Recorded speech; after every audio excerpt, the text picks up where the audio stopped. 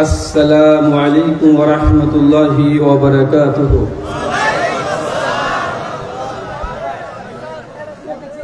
إن الحمد لله نحمده ونستعينه ونستغفره ونعوذ بالله من شرور أنفسنا ومن سيئات أعمالنا. من يهده الله فلا مضل له ومن يضلل فلا هادي له. وأشهد أن لا إله إلا الله وحده لا شريك له وأشهد أن محمدا عبده ورسوله. أما بعد فإن خير الحديث كتاب الله وخير الهدي هدي محمد صلى الله عليه وسلم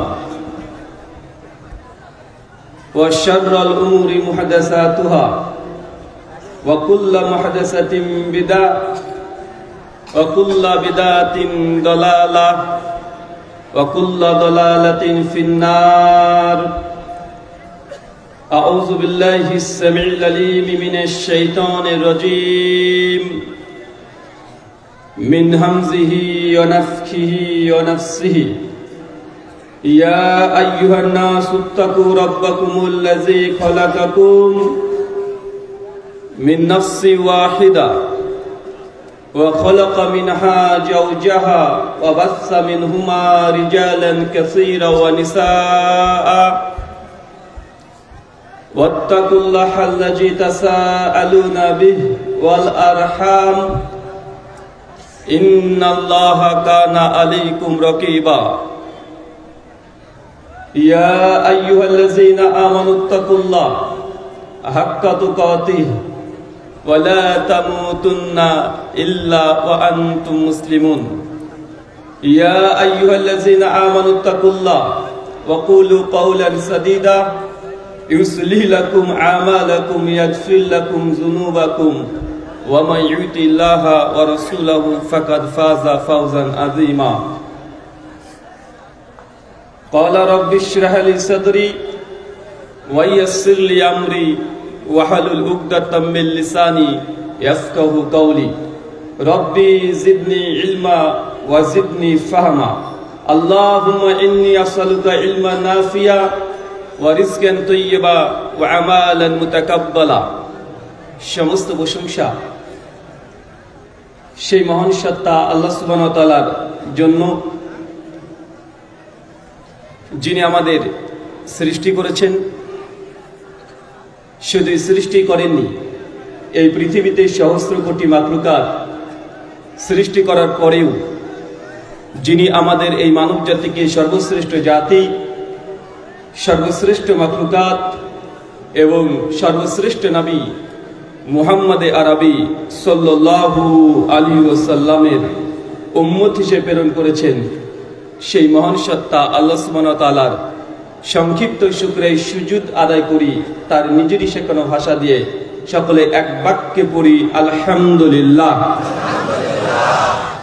হিলফুল ফুজুল যুব কাফেলা ফাউন্ডেশনের উদ্যোগে এবং পরিচালনায় আজ 18 নভেম্বর 2024 ইসলামপুর জামালপুর অন্তর্গত আজ প্রথম বার্ষিকী আজিমুশান ইসলামী মহাসম্মেলন 2024 আপনার যে আলোচনা সভার আয়োজন করেছিলেন, মহান সত্তা আল্লাহ সুবহানাহু ওয়া তাআলা কোনো বাধা বিপত্তি ছাড়াই এই আলোচনা সভাটিকে কবুল করেছেন। এই জন্য আরো একবার সকলে বলি আলহামদুলিল্লাহ। মহান সত্তা আল্লাহ সুবহানাহু ওয়া তাআলার কাছে দোয়া, এই প্রার্থনা, আল্লাহ সুবহানাহু ওয়া তাআলা আমরা মানুষ, আমরা কম বেশি ছোট বড় ভুল ত্রুটি বিচ্যুতি গুনাহ পাপ অন্যায় করেই থাকি।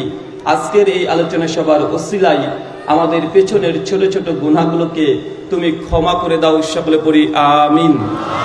মহান সত্তা আল্লাহ সুবহানাহু ওয়া তাআলার কাছে দোয়া, এই প্রার্থনা, আল্লাহ সুবহানাহু ওয়া তাআলা আজকের এই আলোচনা সভাটিকে সফল করার জন্য যারা সার্বিক দিক থেকে সাহায্য এবং সহযোগিতা করেছেন তাদের প্রত্যেকের স্বতন্ত্রভাবে নাম ধরে শুকরিয়া আদায় করা সম্ভব নয়। তারপরে সভাপতি সহসভাপতি, প্রধান অতিথি যারা এসেছেন এবং উপস্থিত হয়েছেন এবং আলোচনা করেছেন, আল্লাহ সুবহানাহু ওয়া তাআলা তুমি তাদের প্রত্যেকের নেক নিয়াত এবং নেক আমলগুলোকে কবুল করে নাও, সকলে পড়ি আমিন। সম্মানিত সুধী, বাদ মাগরিব থেকেই বিভিন্ন আলোচক তারা পবিত্র কোরআনুল কারীম এবং হাদিসে মুবারাকা থেকে অনেক গুরুত্বপূর্ণ আলোচনা আপনাদের সামনে পেশ করেছেন। আজকের এই আলোচনা সভার অন্তিম লগ্নে আপনাদের সামনে উপস্থিত হয়েছি কিছু কথা কোরআনুল কারীম এবং হাদিসে মুবারাকা থেকে একটি নির্দিষ্ট বিষয়ের উপরে আলোকপাত করার উদ্দেশ্যে আজকে যে বিষয়ে গুরুত্বপূর্ণ আলোচনা হবে, আলোচ্য বিষয় যে আমলে জান্নাতে ঘর পাওয়া যায়। কি বললাম বলেন তো ভাইজান? আরো জোরে। তার মানে বোঝা গেল আজকের আলোচনার বিষয় এমন কিছু ইবাদত বা আমল আমরা এই দুনিয়াতে করতে পারি, কোরআন সুন্নাহর আলোকে এই আমলগুলো দুনিয়াতে করলেই আল্লাহ সুবহানাহু ওয়া তাআলা আমাদের জন্য জান্নাতে ইনশাআল্লাহ ঘর উপহার গিফট হিসেবে দেবেন। যদিও গোটা বিশ্বজগতের মানুষ আজকে দিন ধর্মকে পরিত্যাগ করে দিয়ে তারা দুনিয়ার যে বাস্তবমুখী জীবন, যে বস্তুবাদী জীবন, এই জীবনের জন্য উন্মাদের মতো ছুটে বেড়াচ্ছে। একজন সাইকোলজিস্ট আছেন, এখনো জীবিত, উনি বলছেন প্রত্যেকটা মানুষের মধ্যে আল্লাহ সুবহানাহু ওয়া তাআলা কমন কিছু লালসা, লোভ, এটা প্রত্যেক মানুষকে দেওয়া হয়েছে। কি দেওয়া হয়েছে বলেন তো ভাইজান? লোভ, লালসা প্রত্যেক মানুষের হৃদয়ে আছে। উনি ব্যাখ্যা করতে গিয়ে বলছেন, উনি কোনো মুসলিম নন, একজন সাইকোলজিস্ট, মনোবিজ্ঞানী, মানুষের মন নিয়ে গবেষণা করে। উনি বলছেন যে প্রত্যেক ছোট থেকে বড় সবার অন্তরে একটা লালসা কাজ করে। সেই লালসা তার হৃদয়ের মধ্যে একটা ঘর কল্পনা করে। কি কল্পনা করে? ঘর। এর বাস্তব নমুনা বা প্রমাণ আপনি নিজেই আগামীকাল জামালপুর শহরে আপনার 6-7 বছরের ছোট্ট সন্তান শিশুটাকে নিয়ে চলে যাবেন। বড় বড় বিল্ডিং যখনই দেখবে তখনই বলবে যে বাবা অত সুন্দর ঘর, ওই বিল্ডিং আমাদের কবে হবে? ভাই এমন প্রশ্ন করে কি করে না? করে। একটা মানুষের যখনই সে রোজগার করতে শেখে তার আগে থেকে একটা কল্পনা, একটা চাহিদা, একটা আশা, লোভ, লালসা যে না সুন্দর একটা রাজপ্রাসাদ হবে, বাড়ি হবে, ঘর হবে, যে ঘরটা একান্তই আপনার হবে। এটা সবার জীবনের একটা স্বপ্ন, আছে না নাই? আল্লাহ নবী তিনি বলছেন, জামে তিরমিজি হাদিস নাম্বার 3550, শেখ আলবানী সনদকে হাসান বলেছেন, আল্লাহ নবী বলছেন আমার উম্মতের প্রত্যেক উম্মত যারা আছে তাদের গড় বয়স 60 থেকে 70। চাচা কত বছর বলেন তো? আরো জোরে। 60 থেকে 70 হচ্ছে উম্মতের গড় বয়স। আর এই 60 থেকে 70 বছরটাকে আপনি কিভাবে কাটাচ্ছেন বা অতিবাহিত করছেন? কখনো কি একবার চিন্তা করে দেখেছেন যে আমাদের হায়াত তো 60 থেকে 70 বছর? নবী নূহ আলাইহিস সালাম 900-950 বছর তিনি হায়াত পেয়েছিলেন। আমাদের উম্মতের বয়স মাত্র 60 থেকে 70 বছর। অনেক মানুষ এখানে আছেন যারা 50 ক্রস করেছেন, 60ও ক্রস করেছেন। মানে কোরআন সুন্নাহর আলোকে 60 থেকে 70 বছর উম্মতের গড় বয়স। আচ্ছা, যুবকদের কাছে একটা প্রথমে প্রশ্ন, মার্ক জুকারবার্গ একে কেউ চেনো? যে চেনো হাত তোলো তো। কয়জন? এই কয়জন? হাত নামিয়ে নাও। আচ্ছা বলো তো, ফেসবুক কি আবিষ্কার করেছে? Mark Zuckerberg. ফেসবুক যখন তিনি আবিষ্কার করেন 2004 সালে ফেব্রুয়ারি মাসে, এটা হচ্ছে ব্যবসায়িকভাবে তিনি প্রতিষ্ঠা করেছেন। কিছুদিন আগে তিনি টুইট করে জানিয়েছেন যে তার উদ্দেশ্য নিয়াত ছিল গোটা বিশ্ব জগতে প্রত্যেক ঘরে ঘরে ফেসবুককে ঢুকাবে। রিপোর্ট দিয়ে বলছে যে বর্তমান 2022 সালের রিপোর্ট, ফেসবুক প্রতিষ্ঠার মালিক বলছে শতকরা 50 থেকে 60% পরিবারে ফেসবুক অ্যাকাউন্ট খুলে ফেলেছে।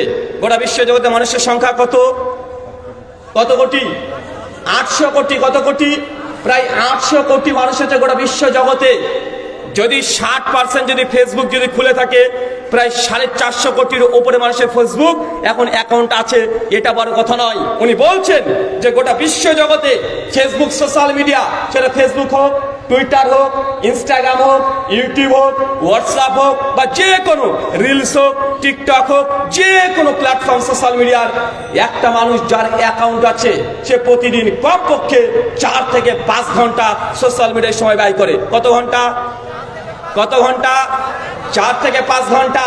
এখন যাদের যাদের সোশ্যাল মিডিয়া ব্যবহার করেন, যাদের কাছে অ্যান্ড্রয়েড সেটগুলো আছে বা অ্যাপেল সেট আছে, এখন আপনি বলেন তো প্রতিদিন 4 থেকে 5 ঘন্টা এই মোবাইলটা আপনি ব্যবহার করেন? করেন? কি বলছেন? করেন তো? এটা পরিসংখ্যান বলছে, আপনি লুকিয়ে রেখে লাভ নেই। কারণ আপনি যখন এটাকে পরিসংখ্যান যখন দেখবে, অটোমেটিক চলে আসবে কোন দেশের মানুষ কত ফেসবুক ব্যবহার করে, কত ঘন্টা ব্যবহার করে, আপনি প্রতিদিন কতবার ফেসবুককে লগ ইন করেন, কতবার সার্চিং করছেন, প্রত্যেকটা ডেটা থেকে যায় কি যায় না? যায়। উনি বলছেন 4 থেকে 5 ঘন্টা একটা মানুষ প্রতিদিন সোশ্যাল মিডিয়া ব্যবহার করে। আর একটা প্রশ্ন করে দিই, আচ্ছা এই মজলিসে যার সোশ্যাল মিডিয়া আছে, মোবাইল ব্যবহার করেন, কিন্তু রাত্রিবেলা ঘুমানোর পূর্বে মোবাইলটাকে 10-15 মিনিট চালান না, এমন কোন মানুষ আছেন?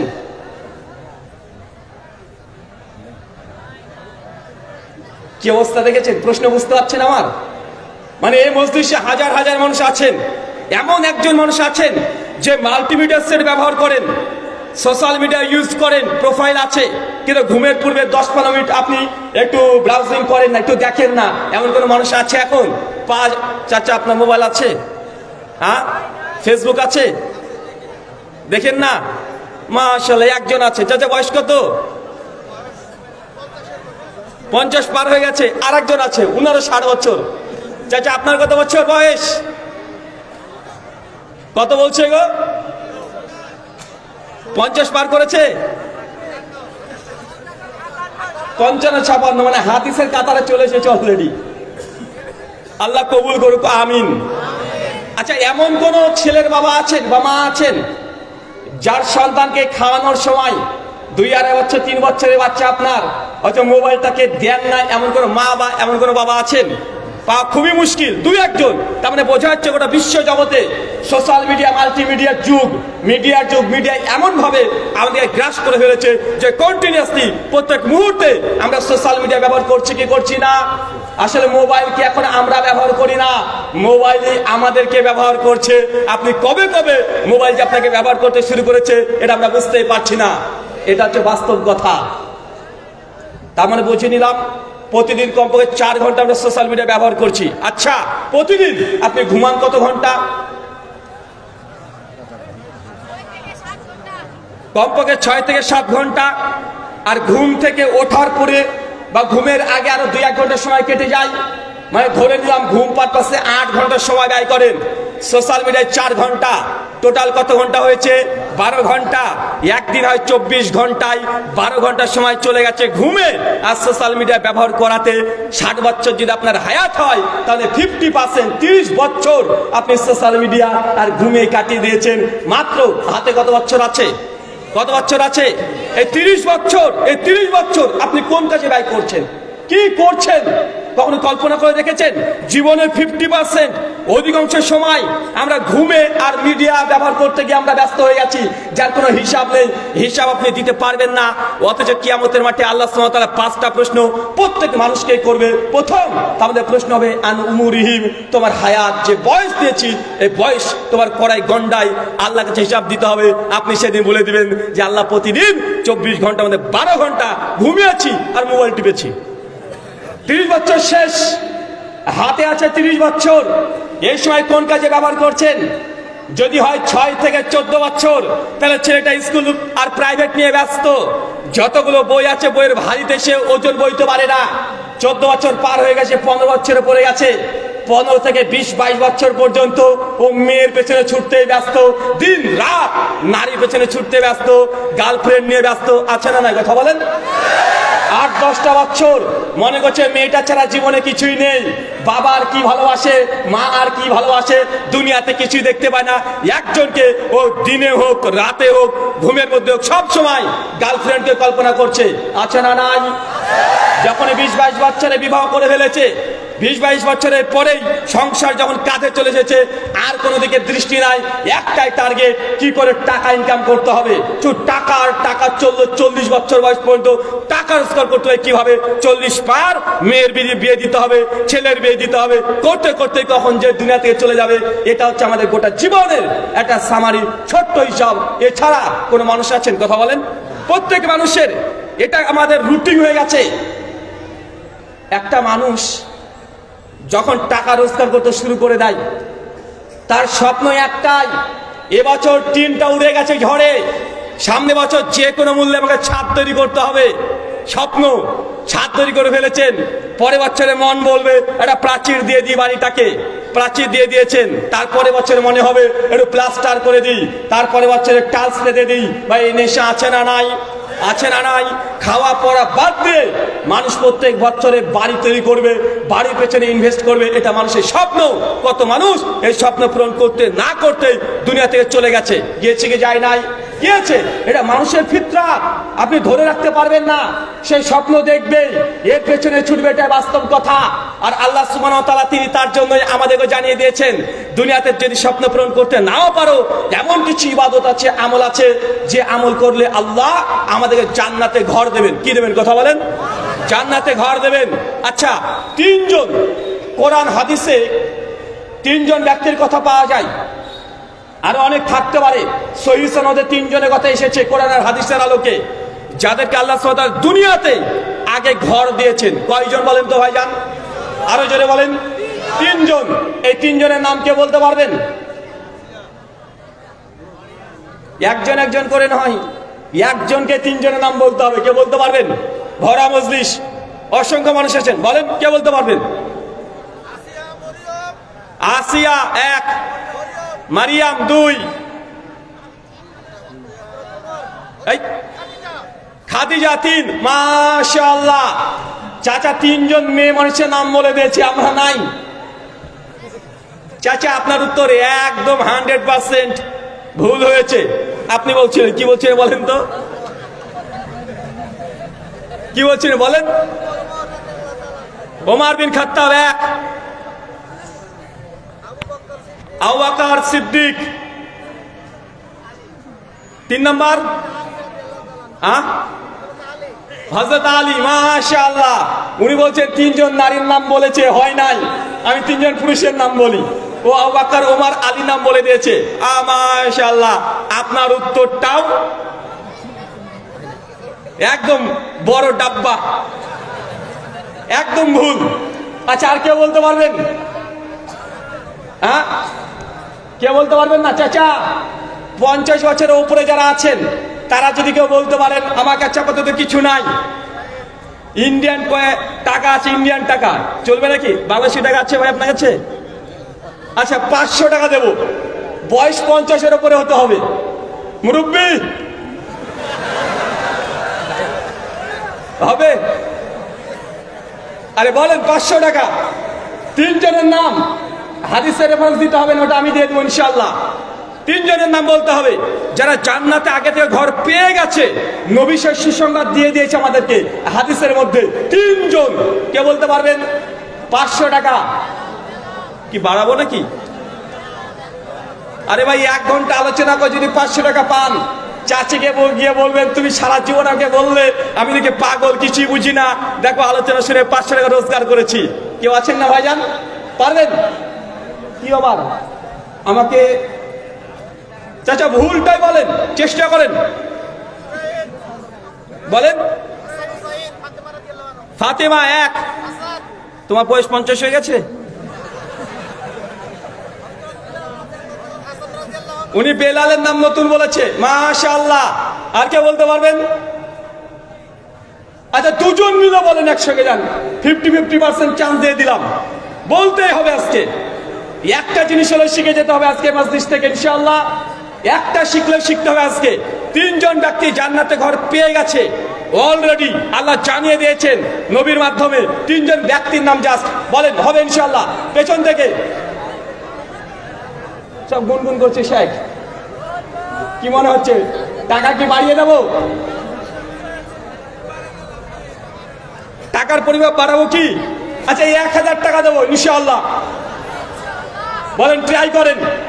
আরে ভুলটা বলেন না, সমস্যা কি? বলতে হবে। এই 1000 টাকা নিয়ে নিতে হবে ইনশাআল্লাহ।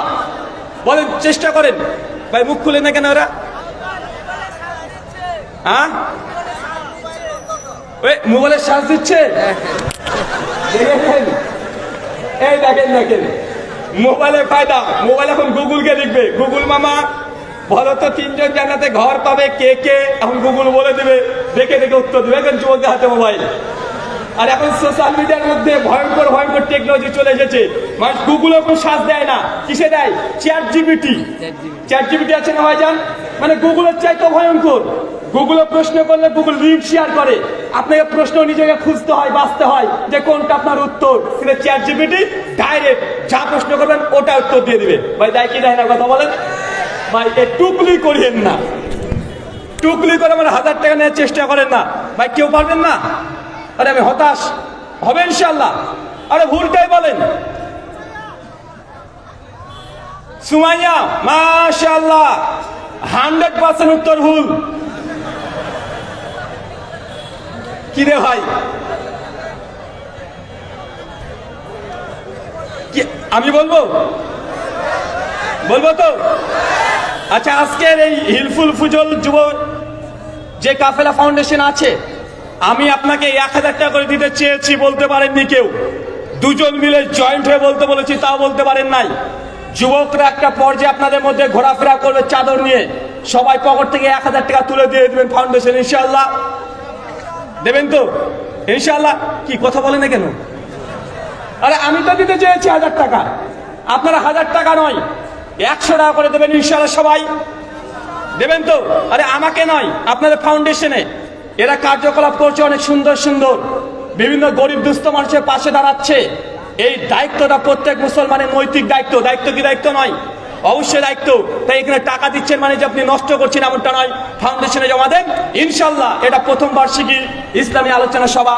সামনে বছর শেখ আব্দুর রাজ্জাক বিন ইউসুফ হাফেজাহুল্লাহ, doctor professor Asadullah Galib sir, Sheikh Shahidullah Khan Madani, Muzaffar bin Mahasen, এই ধরনের বড় বড় আলেম এই স্টেজে আসুক। চান কি চান না? কথা বলেন। তাই সহযোগিতা করতে হবে না? প্রথম বছরের ছেলেগুলো যদি, তরুণগুলো যদি লস খেয়ে যায়, দ্বিতীয় বছর তারা মানে সাহস করবে? আর তাতে সাহস করবে না। আর বাংলাদেশের যুবক তরুণদের বর্তমান যা তেজ, মাশাআল্লাহ, গোটা পৃথিবীকে কাঁপিয়ে দিয়েছে, ইতিহাস রেকর্ড করে দিয়েছে মাত্র কয়েক ঘন্টার ব্যবধানে। করেছে কি করে নাই? কথা বলে। আরে আমি শেষ হয়েছিলাম মালয়েশিয়ায়। কোন দিকের ঘটনা বলছি বুঝতে পারছেন? 36 তারিখের ঘটনা। জিন্দেগিতে 36 তারিখ হয় এটা জানতাম না। নতুন করে জুলাই মাসের 36 তারিখ হয়েছে না ভাইজান? 36 তারিখ হয়েছে না? তো আমি তখন মালয়েশিয়াতে ছিলাম। যখন এরকম সিচুয়েশন তৈরি হয়ে গেছে তখন অবাক যে এইসব যুবক তরুণরা যারা পাবজি গেম নিয়ে ব্যস্ত, সারা দিন রাত মেয়ের পেছনে ছোটাছুটি করতে ব্যস্ত, ঢাকাকে দখল করে নিচ্ছে। এদের জজবাজা এটা অকল্পনীয় ভাই, অকল্পনীয় ভাইজান। তো বর্তমান যুবকরা আলহামদুলিল্লাহ ইসলামের পথে যা আছে, তৌহিদ যে অন্ততপক্ষে কিছুটা হলে বুঝতে পেরেছে, ধর্মের অনুভূতি হৃদয় যে জেগেছে, আলহামদুলিল্লাহ। আল্লাহ লাখ কোটি শুকরিয়া।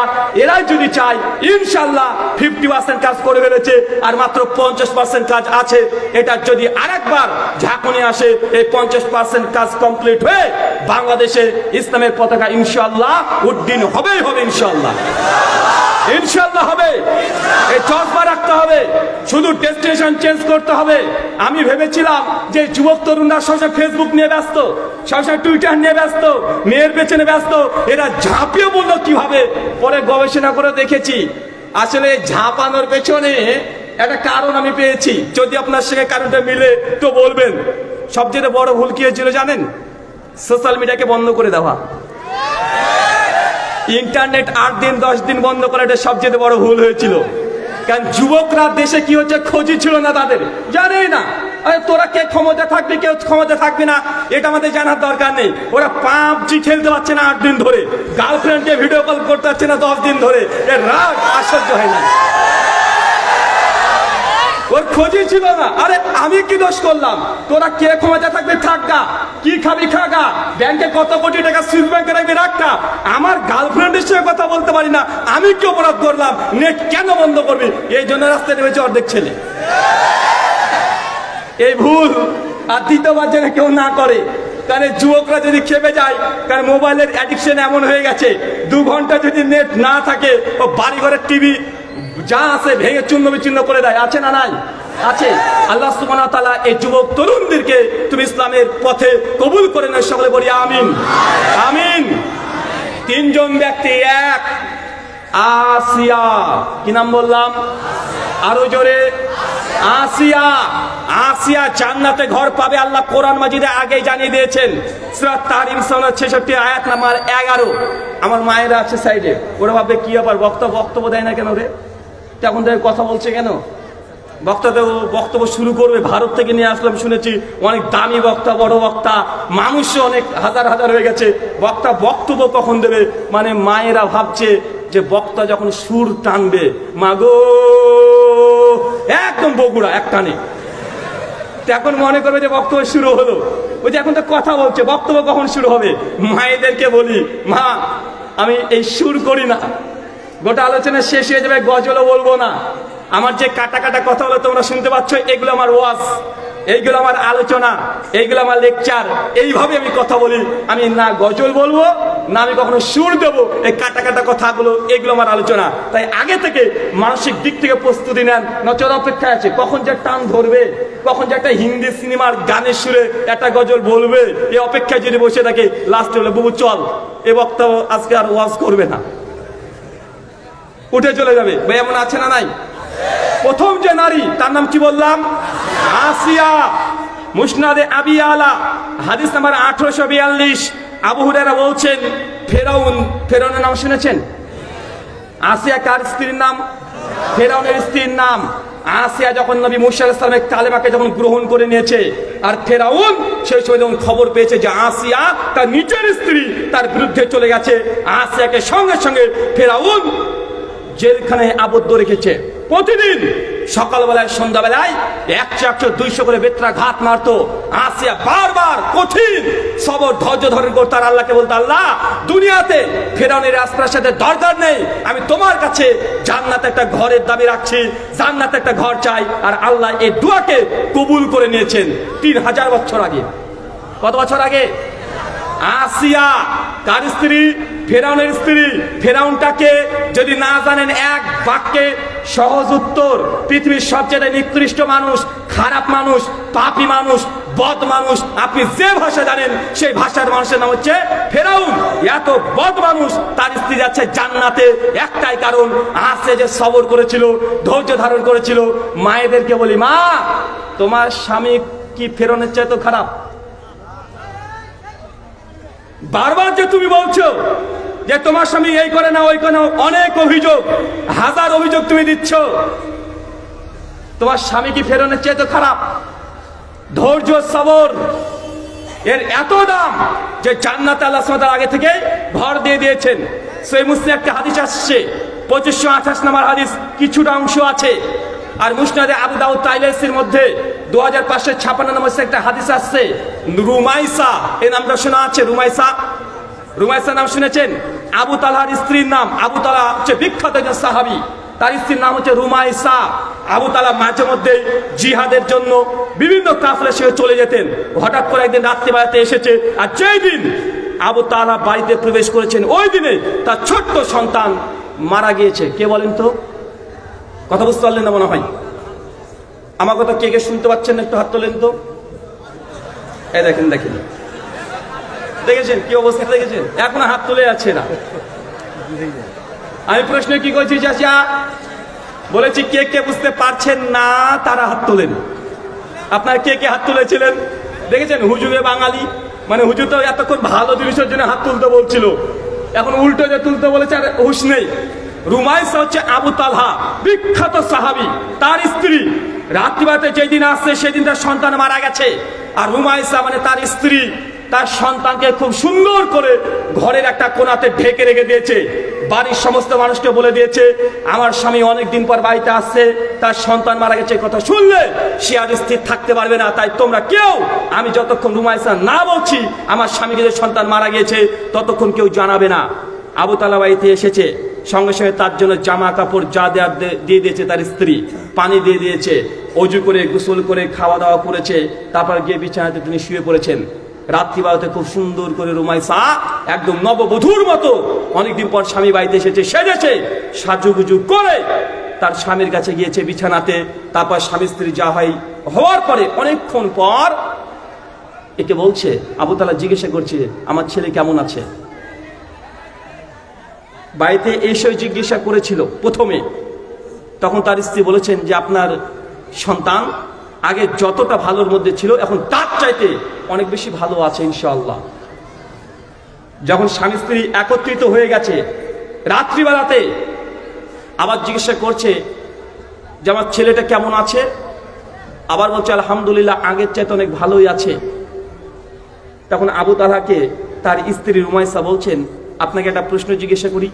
রাত্রিবেলাতে স্বামী স্ত্রী বিছানাতে একসঙ্গে গল্প করছে যে কোনো ব্যক্তি যদি কাউকে আমানত দিয়ে রাখে আর তারপর সেই আমানতের জিনিস যদি ফেরত নিয়ে নেয় আর যদি দিয়ে দেওয়া হয়, এটা কি ভালো না খারাপ? বলছে অবশ্যই, যে আমানত দিয়েছে তার আমানত ফিরিয়ে দেওয়া এটাই কাজ। তখন তার স্ত্রী উমাইসা বলছেন যে আমাদেরকে আল্লাহ সুবহানাহু ওয়া তাআলা যে সন্তান দিয়েছিল, যে আমানত দিয়েছিল, আল্লাহ সেই সন্তান আজকে নিয়ে নিয়েছে। কথা মনে বুঝতে পারলেন না? যে আল্লাহ সুবহানাহু ওয়া তাআলা যে সন্তান, এটা আমানত, আপনি বাবা আপনি মা, আল্লাহ সুবহানাহু ওয়া তাআলা সন্তান দিয়েছে, এটা আল্লাহর আমানত আপনাকে দিয়েছে। রুমাইসার সঙ্গে সে বলছে, মানে তার স্ত্রী, আবু তালহার স্ত্রী, যে আল্লাহ সুবহানাহু ওয়া তাআলা আজকেই নিয়ে নিয়েছে। আবু তালহা শুনে সঙ্গে সঙ্গে তিনি বিছানা থেকে উঠে পড়ে তিনি অবাক যে আমি আসলাম, এত কিছু ঘটে গেল, সবকিছু করার পরে তুমি আমাকে এই কথা বলছো। সঙ্গে সঙ্গে তারপরের দিন সকালবেলা নবীকে ছুটে চলে গেছে। আল্লাহ নবী আমার সঙ্গে গত রাত্রিতে এই জিনিসটাই ঘটেছে। আল্লাহ নবীর সঙ্গে সঙ্গে বলছেন যে আবু তালহা, গত রাত্রিতে তোমার সঙ্গে তোমার স্ত্রী যা ঘটেছে, আল্লাহ সুবহানাহু ওয়া তাআলা এই জিনিসটাকে এতই পছন্দ করেছে, ওই দিন ওই রাত্রিতে আল্লাহ সুবহানাহু ওয়া তাআলা কবুল করে নিয়েছে। তোমার স্ত্রীর গর্ভে যে সন্তান আসবে আল্লাহ তাকেও কবুল করে নিয়েছে। কথাটা বুঝতে পারলেন না? রুমাইসার মতো স্ত্রী হতে হবে। মায়েরা বুঝতে পারলো না, স্বামীরা দিন রাত 24 ঘন্টা পরিশ্রম করে আসছে, মাসের পর মাস বিদেশে পড়ে আছে, কঠোর পরিশ্রম করছে, আর দুনিয়া বারবার বাড়িতে টাকা বেটাচ্ছে, এই টাকাগুলোকে প্রত্যেকে খরচ করে ফেলেছে। হাজার রকমের আছে না নাই? কথা বলেন। ধৈর্য, সবর। একটু 19-20 হয়ে গেলে মায়ে বলছে, আপনার মেয়ে বলছে, আপনার স্ত্রী বলছে, তোমার সঙ্গে 20 বছর ধরে সংসার করলাম, একদিনও তোমাকে খুশিতে রাখতে পারলে না। আছে না নাই? এটা মেয়েদের কমন ডায়লগ। এমন কোনো মেয়ে নেই যে তার স্বামীকে এই কথা বলে নাই যে তোমার সঙ্গে আমি বলেই সংসার করে গেলাম, অন্য কোনো মেয়ে হলে কবে যে চলে যেত। জিন্দগিতে কোনো মেয়ে তোমার সঙ্গে সংসার করতে পারতো না। তুমি যা লোক, তোমার সঙ্গে কেউ সংসার করতে পারতো না, আমি বলে করে গেলাম। ভাই এই ডায়লগ আছে না নাই? চিন্তা করে দেখেন, এইদিকে রুমাইসা নবীর উম্মতিদের মধ্যে একজন নারী, ওইদিকে ফেরাউন স্ত্রী আসিয়া, এত ধৈর্য, এত সবর, তারপরে আল্লাহ সুবহানাহু ওয়া তাআলা এদের জন্য জান্নাতকে দখল করে দিয়েছে। জান্নাতে তার জন্য ঘর আল্লাহ প্রস্তুত করে গেছে। মায়েদেরকে এই হাদিস থেকে, এই ঘটনা থেকে শিক্ষা অর্জন করতে হবে। 2 নম্বর ব্যক্তি খাদিজাতুল কুবরা। কি বললাম? এই নামটা কেউ বলেননি, আপনারা খুব কষ্ট পেয়েছি, কেউ বলেননি। খাদিজাতুল কুবরা, ইনি কে? পরিচয় কি? নবীর স্ত্রী। খাদিজা প্রসঙ্গে হাদিসে আসছে, সহিহ বুখারী হাদিস 3820-তে আল্লাহ নবী বলছেন, হঠাৎ করে দেখছি যে আমাদের বাড়িতে ফেরেশতা জিবরিল চলে এসেছেন। আর জিবরিল এসে সামনে দিয়ে খাদিজা আসছেন, হাতে একটা খাবারের পাত্র আছে। জিবরিল সঙ্গে আল্লাহ নবীকে বলছে, ইয়া রাসূলুল্লাহ, ওই দেখেন আপনার স্ত্রী আসছে, খাদিজা আসছে। তাকে বলেন আল্লাহ সুবহানাহু ওয়া তাআলা খাদিজাকে সালাম পাঠিয়েছেন। চাচা, কে সালাম পাঠিয়েছেন? কাকে সালাম পাঠিয়েছেন? খাদিজাকে। সঙ্গে সঙ্গে জিবরিল বলছেন নবীকে, আল্লাহ নবী আপনি বলে দেন খাদিজার জন্য আল্লাহ সুবহানাহু ওয়া তাআলা জান্নাতে একটা ঘর নির্মাণ করে দিয়েছে, যার ভেতর থেকে বাইরে দেখা যায় আর বাইরে থেকে ভেতর দেখা যায়। মানে বোঝা গেল 3 জন ব্যক্তিকে জান্নাতে আগে থেকে ঘরের সুসংবাদ দেওয়া হয়েছে, 2 জন তার মধ্যে নারী। এই হাদিস প্রমাণ করে বর্তমান যুগে যারা নারীবাদী আছে, যারা ফেমিনিজমে বিশ্বাসী, যারা বলছে ইসলাম নারীকে কোনো অধিকার দেয় নাই, বস্তাবন্দি করে বাড়িতে রেখে দিয়েছে, তাদের 2 গালে এই 2 হাদিস জোরসে একটা থাপ্পড় দিয়েছে। কেন? দেখেন, 3000 বছর আগে, 1500 বছর আগে 3 জন ব্যক্তি জান্নাতে ঘর পাবে, 2 জনই নারী। ইসলাম যদি পুরুষতান্ত্রিক সমাজ হতো, নারীকে কি আগে জান্নাতের সুসংবাদ দেওয়া হতো? কথা বলেন, দেওয়া হতো? আরে সেই সময় নারীকে অত্যাচার করা হতো, মেয়েদেরকে মেয়ে মনে করা হতো না। আপনি অনেক হাদিস তো না, এগুলো ইতিহাস আপনারা ভালো করে জানেন। আমি যে দেশ থেকে এসেছি, আজ থেকে 100 বছর আগেই সনাতনী হিন্দু ধর্মের মধ্যে ছিল, স্বামীর আগে যদি স্ত্রী মারা যেত তাহলে ওই স্ত্রীকে তারা বলতো যে তোমার স্বামীর সঙ্গে চিতায় উঠে পড়ো, যে চিতায় উঠে দাও দাও করে স্বামীর সঙ্গে জ্বলে যাও, তাহলে জান্নাত মানে স্বর্গে স্বামীর সঙ্গে দোল খেলবে। ভাই ছিল কি ছিল না, কথা বলেন, ছিল না ভাইজান? আরে নারীকে কিছু মনে করতো না। আর 1500 বছর আগে আল্লাহ নবী বলছে দুজন নারী জান্নাতে আগে থেকে ঘর পেয়ে গেছে। তার মানে ইসলামের এই আদর্শ গোটা বিশ্ব জগৎকে চ্যালেঞ্জ করে দিয়েছে। আজকে যারা নারীর অধিকার করে চিৎকার মারছে আর নারীকে বাড়ি থেকে বের করে নিয়ে গিয়ে গার্মেন্টসে চাকরি করাচ্ছে, তার ফলে অধিকাংশ বিবাহ তালাক বিচ্ছিন্ন হচ্ছে কি হচ্ছে না? আমি আজকে 2 দিন আগে সার্চ করে দেখলাম আপনার বাংলাদেশের রিপোর্ট, প্রথম আলো 21শে জুলাই 2022 বলা হচ্ছে ঢাকাতে 2022-এ 13,998টা ডিভোর্স হয়েছে এক বছরে। কয় বছরে? এক বছরে প্রায় 14,000। আর 14,000 ডিভোর্সের মধ্যে শতকরা 70% নারীরা ডিভোর্স দিয়েছে, মানে তালাক খোলা নিয়েছে। মেয়েরা, আমি অবাক যে কেন মেয়েরা এত ডিভোর্স কেন দিচ্ছে? আরে তালাকটাকে ছেলেরা দিত, মানে একটু রাগ হয়ে যেত, তালাক দিয়ে দিত, কিন্তু মেয়েরা এত অগ্রগতি ডিভোর্স সম্পর্কে বিচ্ছেদ কেন? পরবর্তী সময় সার্চ করে দেখলাম, প্রথম আলো নিউজ বলছে সব জায়গায় তালাক যেসব জায়গাগুলোতে বেশি হচ্ছে, 1 ঢাকা উত্তর সিটি কর্পোরেশন, 2 ঢাকা দক্ষিণ সিটি কর্পোরেশন, 3 আপনাদের হচ্ছে রংপুর। ভালো করে সার্চ করে দেখলাম যে গার্মেন্টসের সবচেয়ে বেশি কোন এলাকা থেকে মেয়েরা শহরে যাচ্ছে। সবচেয়ে প্রথম গার্মেন্টসে যেসব নারীরা কাজ করে 4 ভাগের মধ্যে 3 ভাগ রংপুরের। কোথাকার কথা বলেন? রংপুরের। আর ঢাকা কেন্দ্রিক।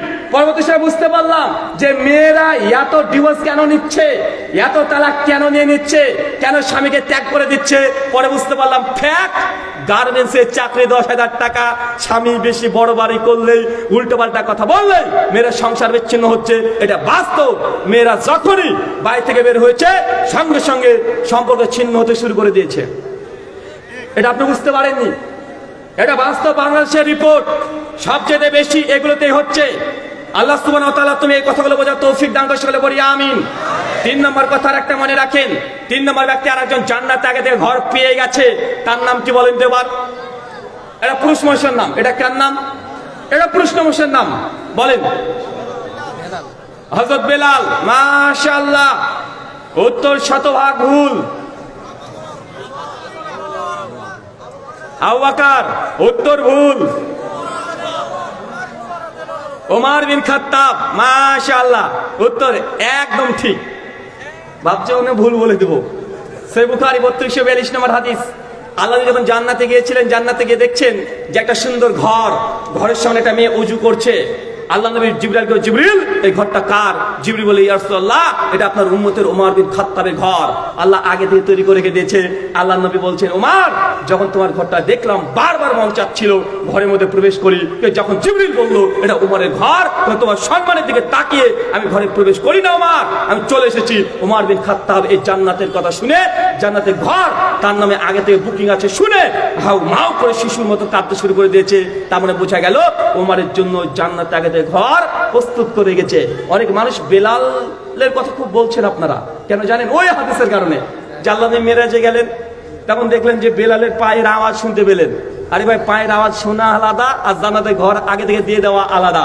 প্রত্যেক সাহাবী তারা জান্নাতে যাবে, জান্নাতে ঘর পাবে, কিন্তু এই ফজিলত আগে থেকে আল্লাহ তৈরি করে রেখে দিয়েছেন। আবু বকর তিনি জান্নাতে বৃদ্ধদের কি হবে? সর্দার। হাসান হোসেন তিনি যুবকদের সর্দার হবেন। ফাতেমা নারীদের সর্দার হবেন। তো এক একজন এক এক রকম ফজিলত। এই 3 জন সাহাবীর ফজিলত যে তাদের জন্য জান্নাত আল্লাহ আগে থেকেই ঘর তৈরি করে রেখে দিয়েছেন। আর আসিয়ার ব্যাপারে মুস্তাদ আবি আলাত আসছে, আসিয়ার মৃত্যুর আগেই আল্লাহ সুবহানাহু জান্নাতে যে ঘর পাবে ওটা এক ঝলক তাকে দেখিয়ে দিয়েছেন। মানে দুনিয়াতে মৃত্যুর আগে জান্নাতে ঘর দেখতে পেয়েছেন। কথা বুঝতে পারলেন না ভাইজান? আচ্ছা, এই যে এই আমলগুলো 3 জন পেয়ে গেছে অলরেডি, ভাই এই জান্নাতে ঘর আমাদের দরকার আছে না নাই? আছে না ভাইজান? সুনান আবু দাউদ 4474 নম্বর হাদিস। আল্লাহ নবী বলছেন যখন আল্লাহ জাহান্নামকে তৈরি করলেন, কি তৈরি করলেন বলেন তো ভাইজান? জাহান্নামকে তৈরি করলেন। জাহান্নামকে তৈরি করার পরে ফেরেশতা জিবরিলকে আল্লাহ বলছেন, জিবরিল যাও একবার জাহান্নামকে দেখে এসো। জাহান্নামকে যখন দেখছে জাহান্নাম দাও দাও করে জ্বলছে, জাহান্নামের আগুনে এক অংশকে গিলে গিলে খেয়ে নিচ্ছে। ফেরেশতা জিবরিল ভয়ে পালিয়ে এসেছে, আল্লাহ জাহান্নাম এত ভয়ঙ্কর যে দুনিয়ার কোনো মানুষ আর জিন যদি জাহান্নামের এই আযাব, এই গজব একবার যদি শ্রবণ করে কোশ্চিন কালেও কখনোই তার জাহান্নামের জন্য কোনো আকাঙ্ক্ষী হতে পারে না। আল্লাহ তারপরে বলছে, জিবরিল তাই যাও আবার জাহান্নাম দেখে এসো। জাহান্নামকে যখন তিনি দেখে আসছেন তখন দেখছে গোটা জাহান্নামকে আল্লাহ চতুর্দিক চারিদিককে আল্লাহ ঘিরে দিয়েছেন।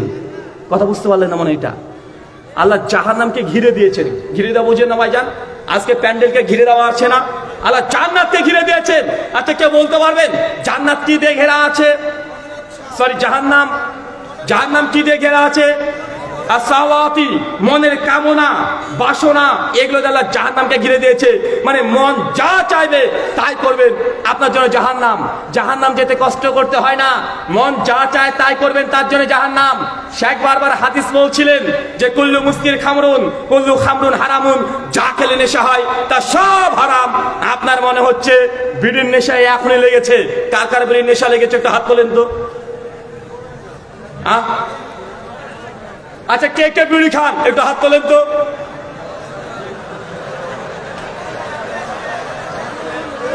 ভাই কি ব্যাপার, সে একজনে খায় না? আচ্ছা জর্দা কে খান, আলাপাতা, গুটকা কে কে খান একটু হাত তোলেন। হুজুর বিড়ি তো খায়, বিড়ি তো হারাম নয়, তবে কি আমাদের হুজুর বলেছে যে বিড়ি খাওয়া জর্দা খাওয়া এগুলো মুকরু। হুজুর মাকরু ঠিক করে বলে না, কি বলে? মুকরু বলে। হুজুর যে বলে দিয়েছে আরে বিড়ি সিগারেট খাওয়াটা হারাম নয়। জাহান্নাম কি দেখেরা? মানুষের মনের বাসনা দ্বারা আপনার মন চাচ্ছে বিড়িটা একটা টান মারি। দু চারজন দেখেন উঠে চলে গেছে, হয় বিড়ি খেতে গিয়েছে বা বাড়িতে চলে গেছে। ভাই এমন মানুষ আছে না নাই? জি, আপনার সঙ্গে আমার প্রতিদিন দেখা হয়। প্রতিদিন যখন আলোচনা শেষ করে চলে যাই, গাড়ি নিয়ে যখন ওই দিক দিয়ে চলে যাবো, সমস্যা আপনাকে দেখবো হাতে একটা জিলাপির প্যাকেট আছে, হাতে একটা বেলুন আছে, আর 3-4টে প্যাকেট নিয়ে একটা সিগারেট ধরিয়েছেন, ডিসলাই দিয়ে সিগারেট ধরিয়ে টানছেন, নাক দিয়ে ধোঁয়া বের করছেন আর বলছেন ভারতের বক্তা এসেছিল, বাপ রে বাপ কি দেয় দিল, কিছু বললো, চিৎকার মারবার চলে যাবে। প্রতিদিন দেখছি আমরা আলোচনা শুনছে, শুনে আসলে সিগারেট টান টানতে চলে যাচ্ছে। ভাই এমন পাবলিক আছে না নাই? আছে না ভাইজান? কেন? ওই যে হুজুর বলে দিয়েছে জর্দা খাওয়া মাকরু, বিড়ি খাওয়া মাকরু। আচ্ছা আমরা তো বাঙালি মানুষ, আমরা বুঝিও না, হুজুরের মুখে একটু আরবি শুনলেই ভাবি বাপরে বাপ কত বড় মুফতি সাহেব। এমন আছে না নাই? বাঙালি মানুষ অনেক আমাদের দোষ আছে।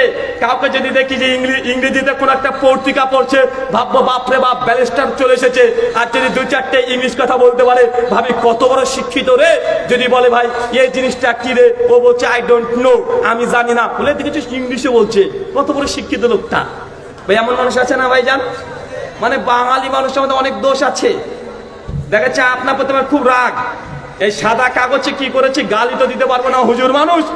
আরবিতে দেখা যাচ্ছে 1 পৃষ্ঠা সুন্দর করে কম্পিউটার থেকে টাইপ করে আরবিতে গালিগালাজ খিস্তি লিখে দিয়েছি, 1 পৃষ্ঠা দিয়ে আপনার হাতে যদি এটা ধরেন, আপনাকে যদি দিই আপনি সঙ্গে সঙ্গে দেখে বলে ধরা যাবে না। কেন ভাই? অজু নাই।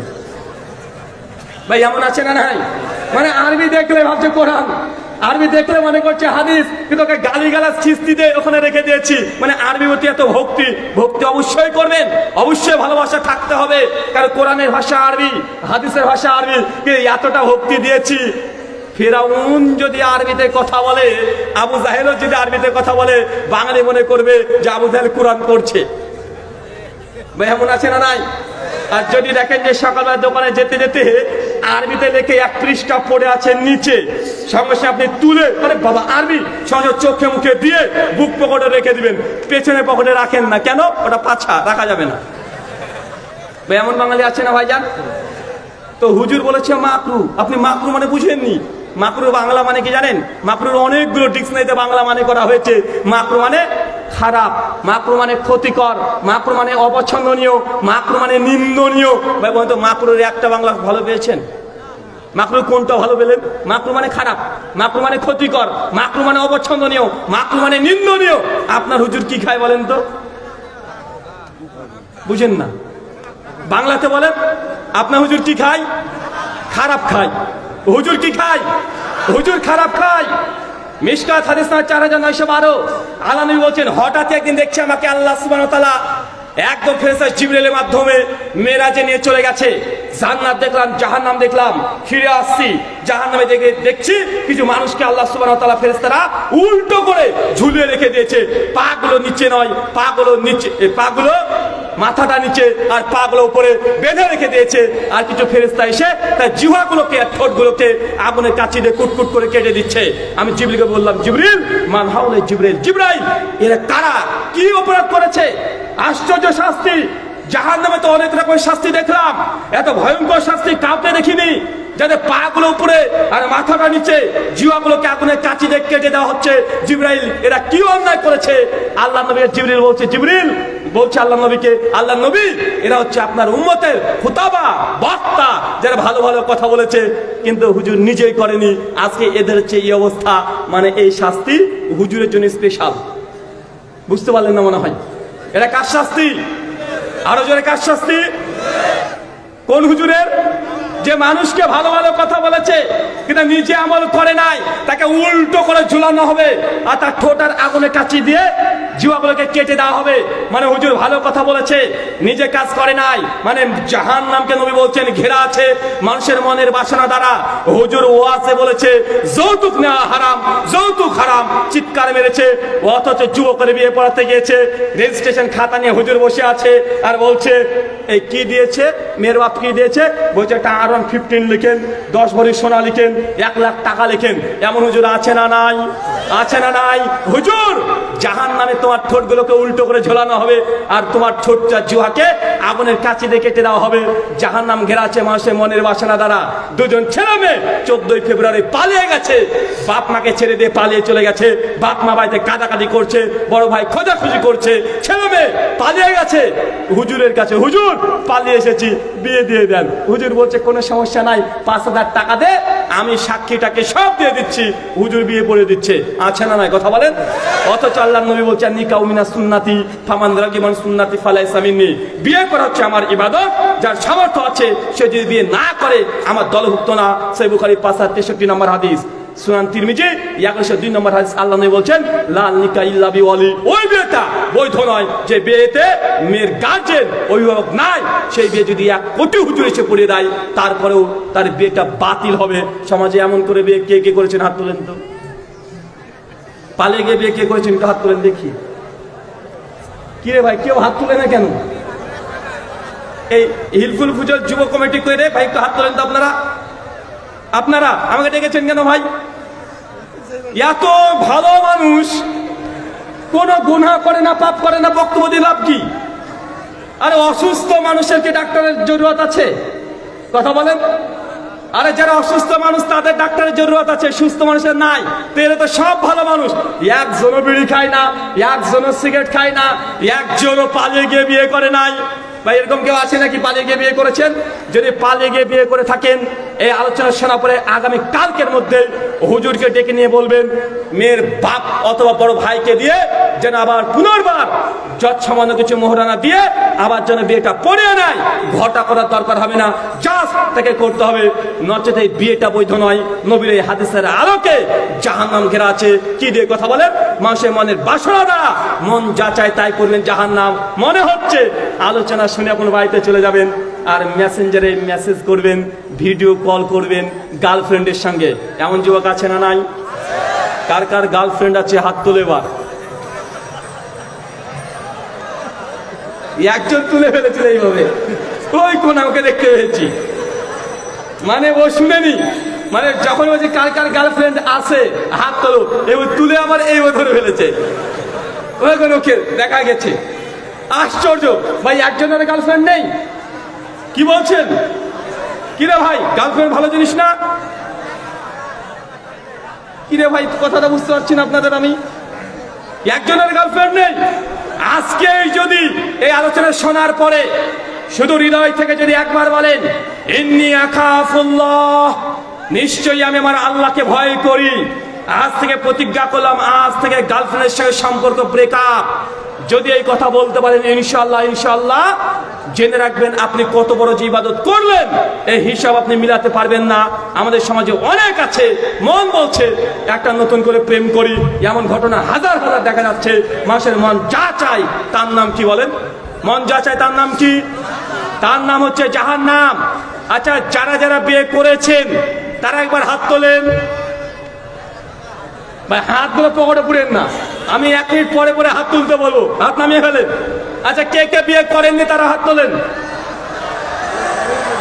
এরে আল্লাহ, কতজন দুঃখী গো, হাত নামিয়ে ফেলেন। কি আবার এই 80% যুবকরা বিয়ে করেনি, কি সমস্যা? আচ্ছা, কে কে বিয়ে করতে চান কিন্তু আব্বা মা দেয় না, একটু হাত তোলেন তো। বিয়ে করার মন আছে কিন্তু আব্বা মা দেয় না, কে কে আছেন হাত তোলেন।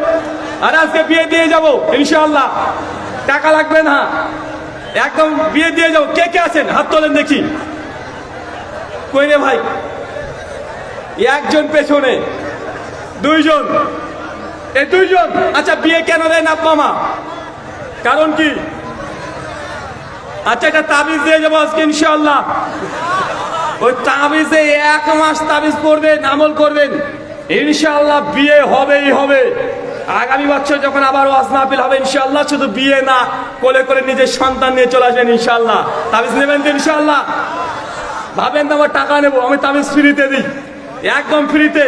তাবিজ আমরা মানুষ মনে করছি তাবিজ মানে হাতে ঝুলে দিতে হবে, ওই হাতে ঝুলে দেওয়া ওটা তাবিজ নয়, ওটা হচ্ছে তামিমা। ওটা কি কথা বলেন? মানতালাকা তামিমাতান ফাকাদ আশরাকা।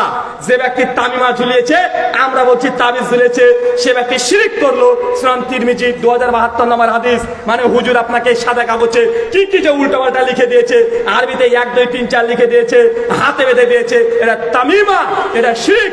আর তাবিজ কোনটা? কোরআন হাদিস থেকে আপনি পাঠ করে ঝাড়ফুঁক করবেন, এটা হচ্ছে তাবিজ। এটাকে বলা হয় রুকিয়া। কথা আপনারা বুঝতে পারলেন না? তাবিজকে, তামিমাকে এখন তাবিজ বলা হচ্ছে। সমাজে আছে না নাই? আছে না নাই? তো তাবিজ দিয়ে যাবো ইনশাআল্লাহ, কাজ হবে। কে কে বিয়ে করতে চান আপনারা হাত তুলেন নাই? তারপর আপনাকে পরামর্শ দিই, যদি আব্বা মা বলে যে ছেলে আমার ছোট, এখনো বিয়ে করার যোগ্যতা হয় নাই, তাহলে আব্বা মাকে কিভাবে বুঝাবেন যে আপনি বড় হয়ে গেছেন, বিয়ে করতে চান? আগামীকাল বাড়িতে যাবেন, আব্বার জুতো, জুতো বোঝেন? আর জুতো বোঝেন নাকি? স্যান্ডেল, স্যান্ডেলের যে চটি, আব্বার জুতো পায়ে দিবেন, পায়ে দিয়ে আব্বাকে বলেন দেখো আব্বা, তোমার জুতো আমার পায়ে হয়। আব্বার জুতো পরে ঘুরে বেড়াবেন, 1 সপ্তাহে আমলটা করবেন। আব্বা যদি ভাই কিরে আমার জুতো পড়ছিস কেন? বলে আব্বা তোমার জুতো আমার পায়ে হয়, আমি আর জুতো কিনবো না, তোমারটা দেখে আর চালিয়ে দেবো। 1 সপ্তাহে যদি আব্বা বুঝতে না পারে যে ছেলে আমার কি বলতে চাচ্ছে, পরের সপ্তাহে ডোজকে ডবল করে দেন। কি করবেন? আব্বাসের জামা প্যান্ট আছে, শোকেস থেকে বের করে পরে ঘুরে বেড়াবেন। আব্বা যে আমার জামা প্যান্ট কেন পরেছিস? আব্বা তোমার জামা প্যান্ট আমার পরনে এখন হয়, তুমি আমাকে বলছো বারবার ছোট, দেখো তোমার জামা প্যান্ট আমার হয়। ইনশাআল্লাহ দেখবেন এই 2 ডোজে আপনার বাপ মা বুঝে নেবে ছেলে কি বলতে চাচ্ছে। যে তাও কাজ না হয়, একদম অ্যান্টিবায়োটিক দিয়ে দিবেন। কি করবেন বলেন তো? বাপের আন্ডার প্যান্ট বের করে পরে ঘুরে বেড়াবেন। বুঝবে না মানে খুঁজেও পাবে না।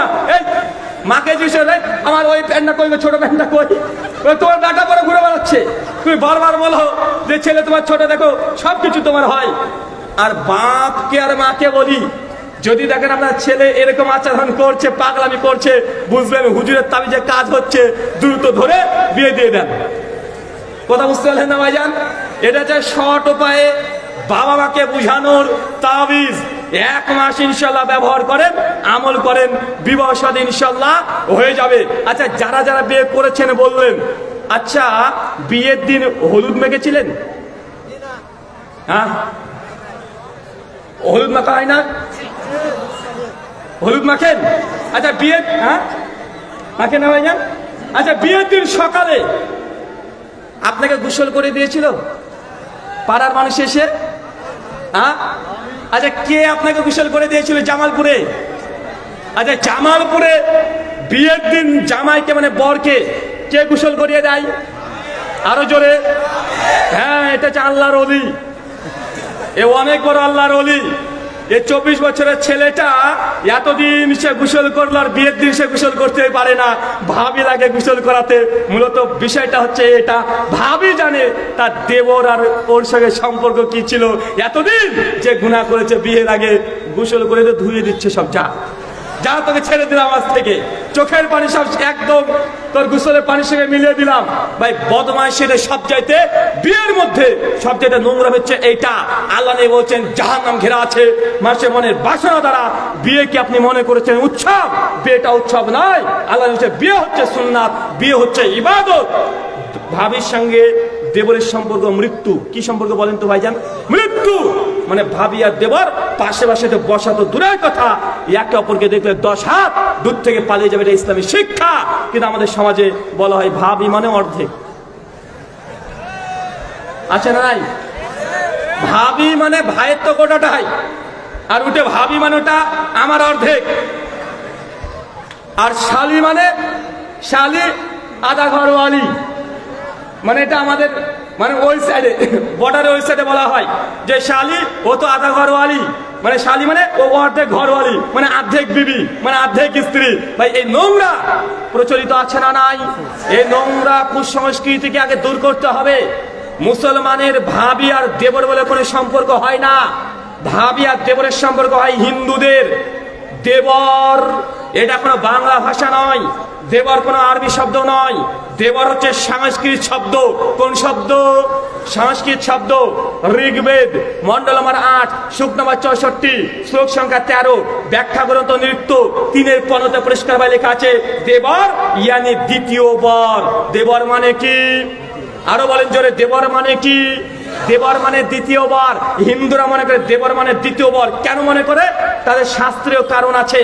কারণ একজন নারীর যদি স্বামী আগে মারা যায় তাহলে ওই নারীর দুটো রাস্তা, এক তার স্বামীর চিতায় আগুনে দাও দাও করে জোরে সতীদাহ হতে হবে, বা সতীদাহ এসে বলেন নাই, এটা হতে হবে।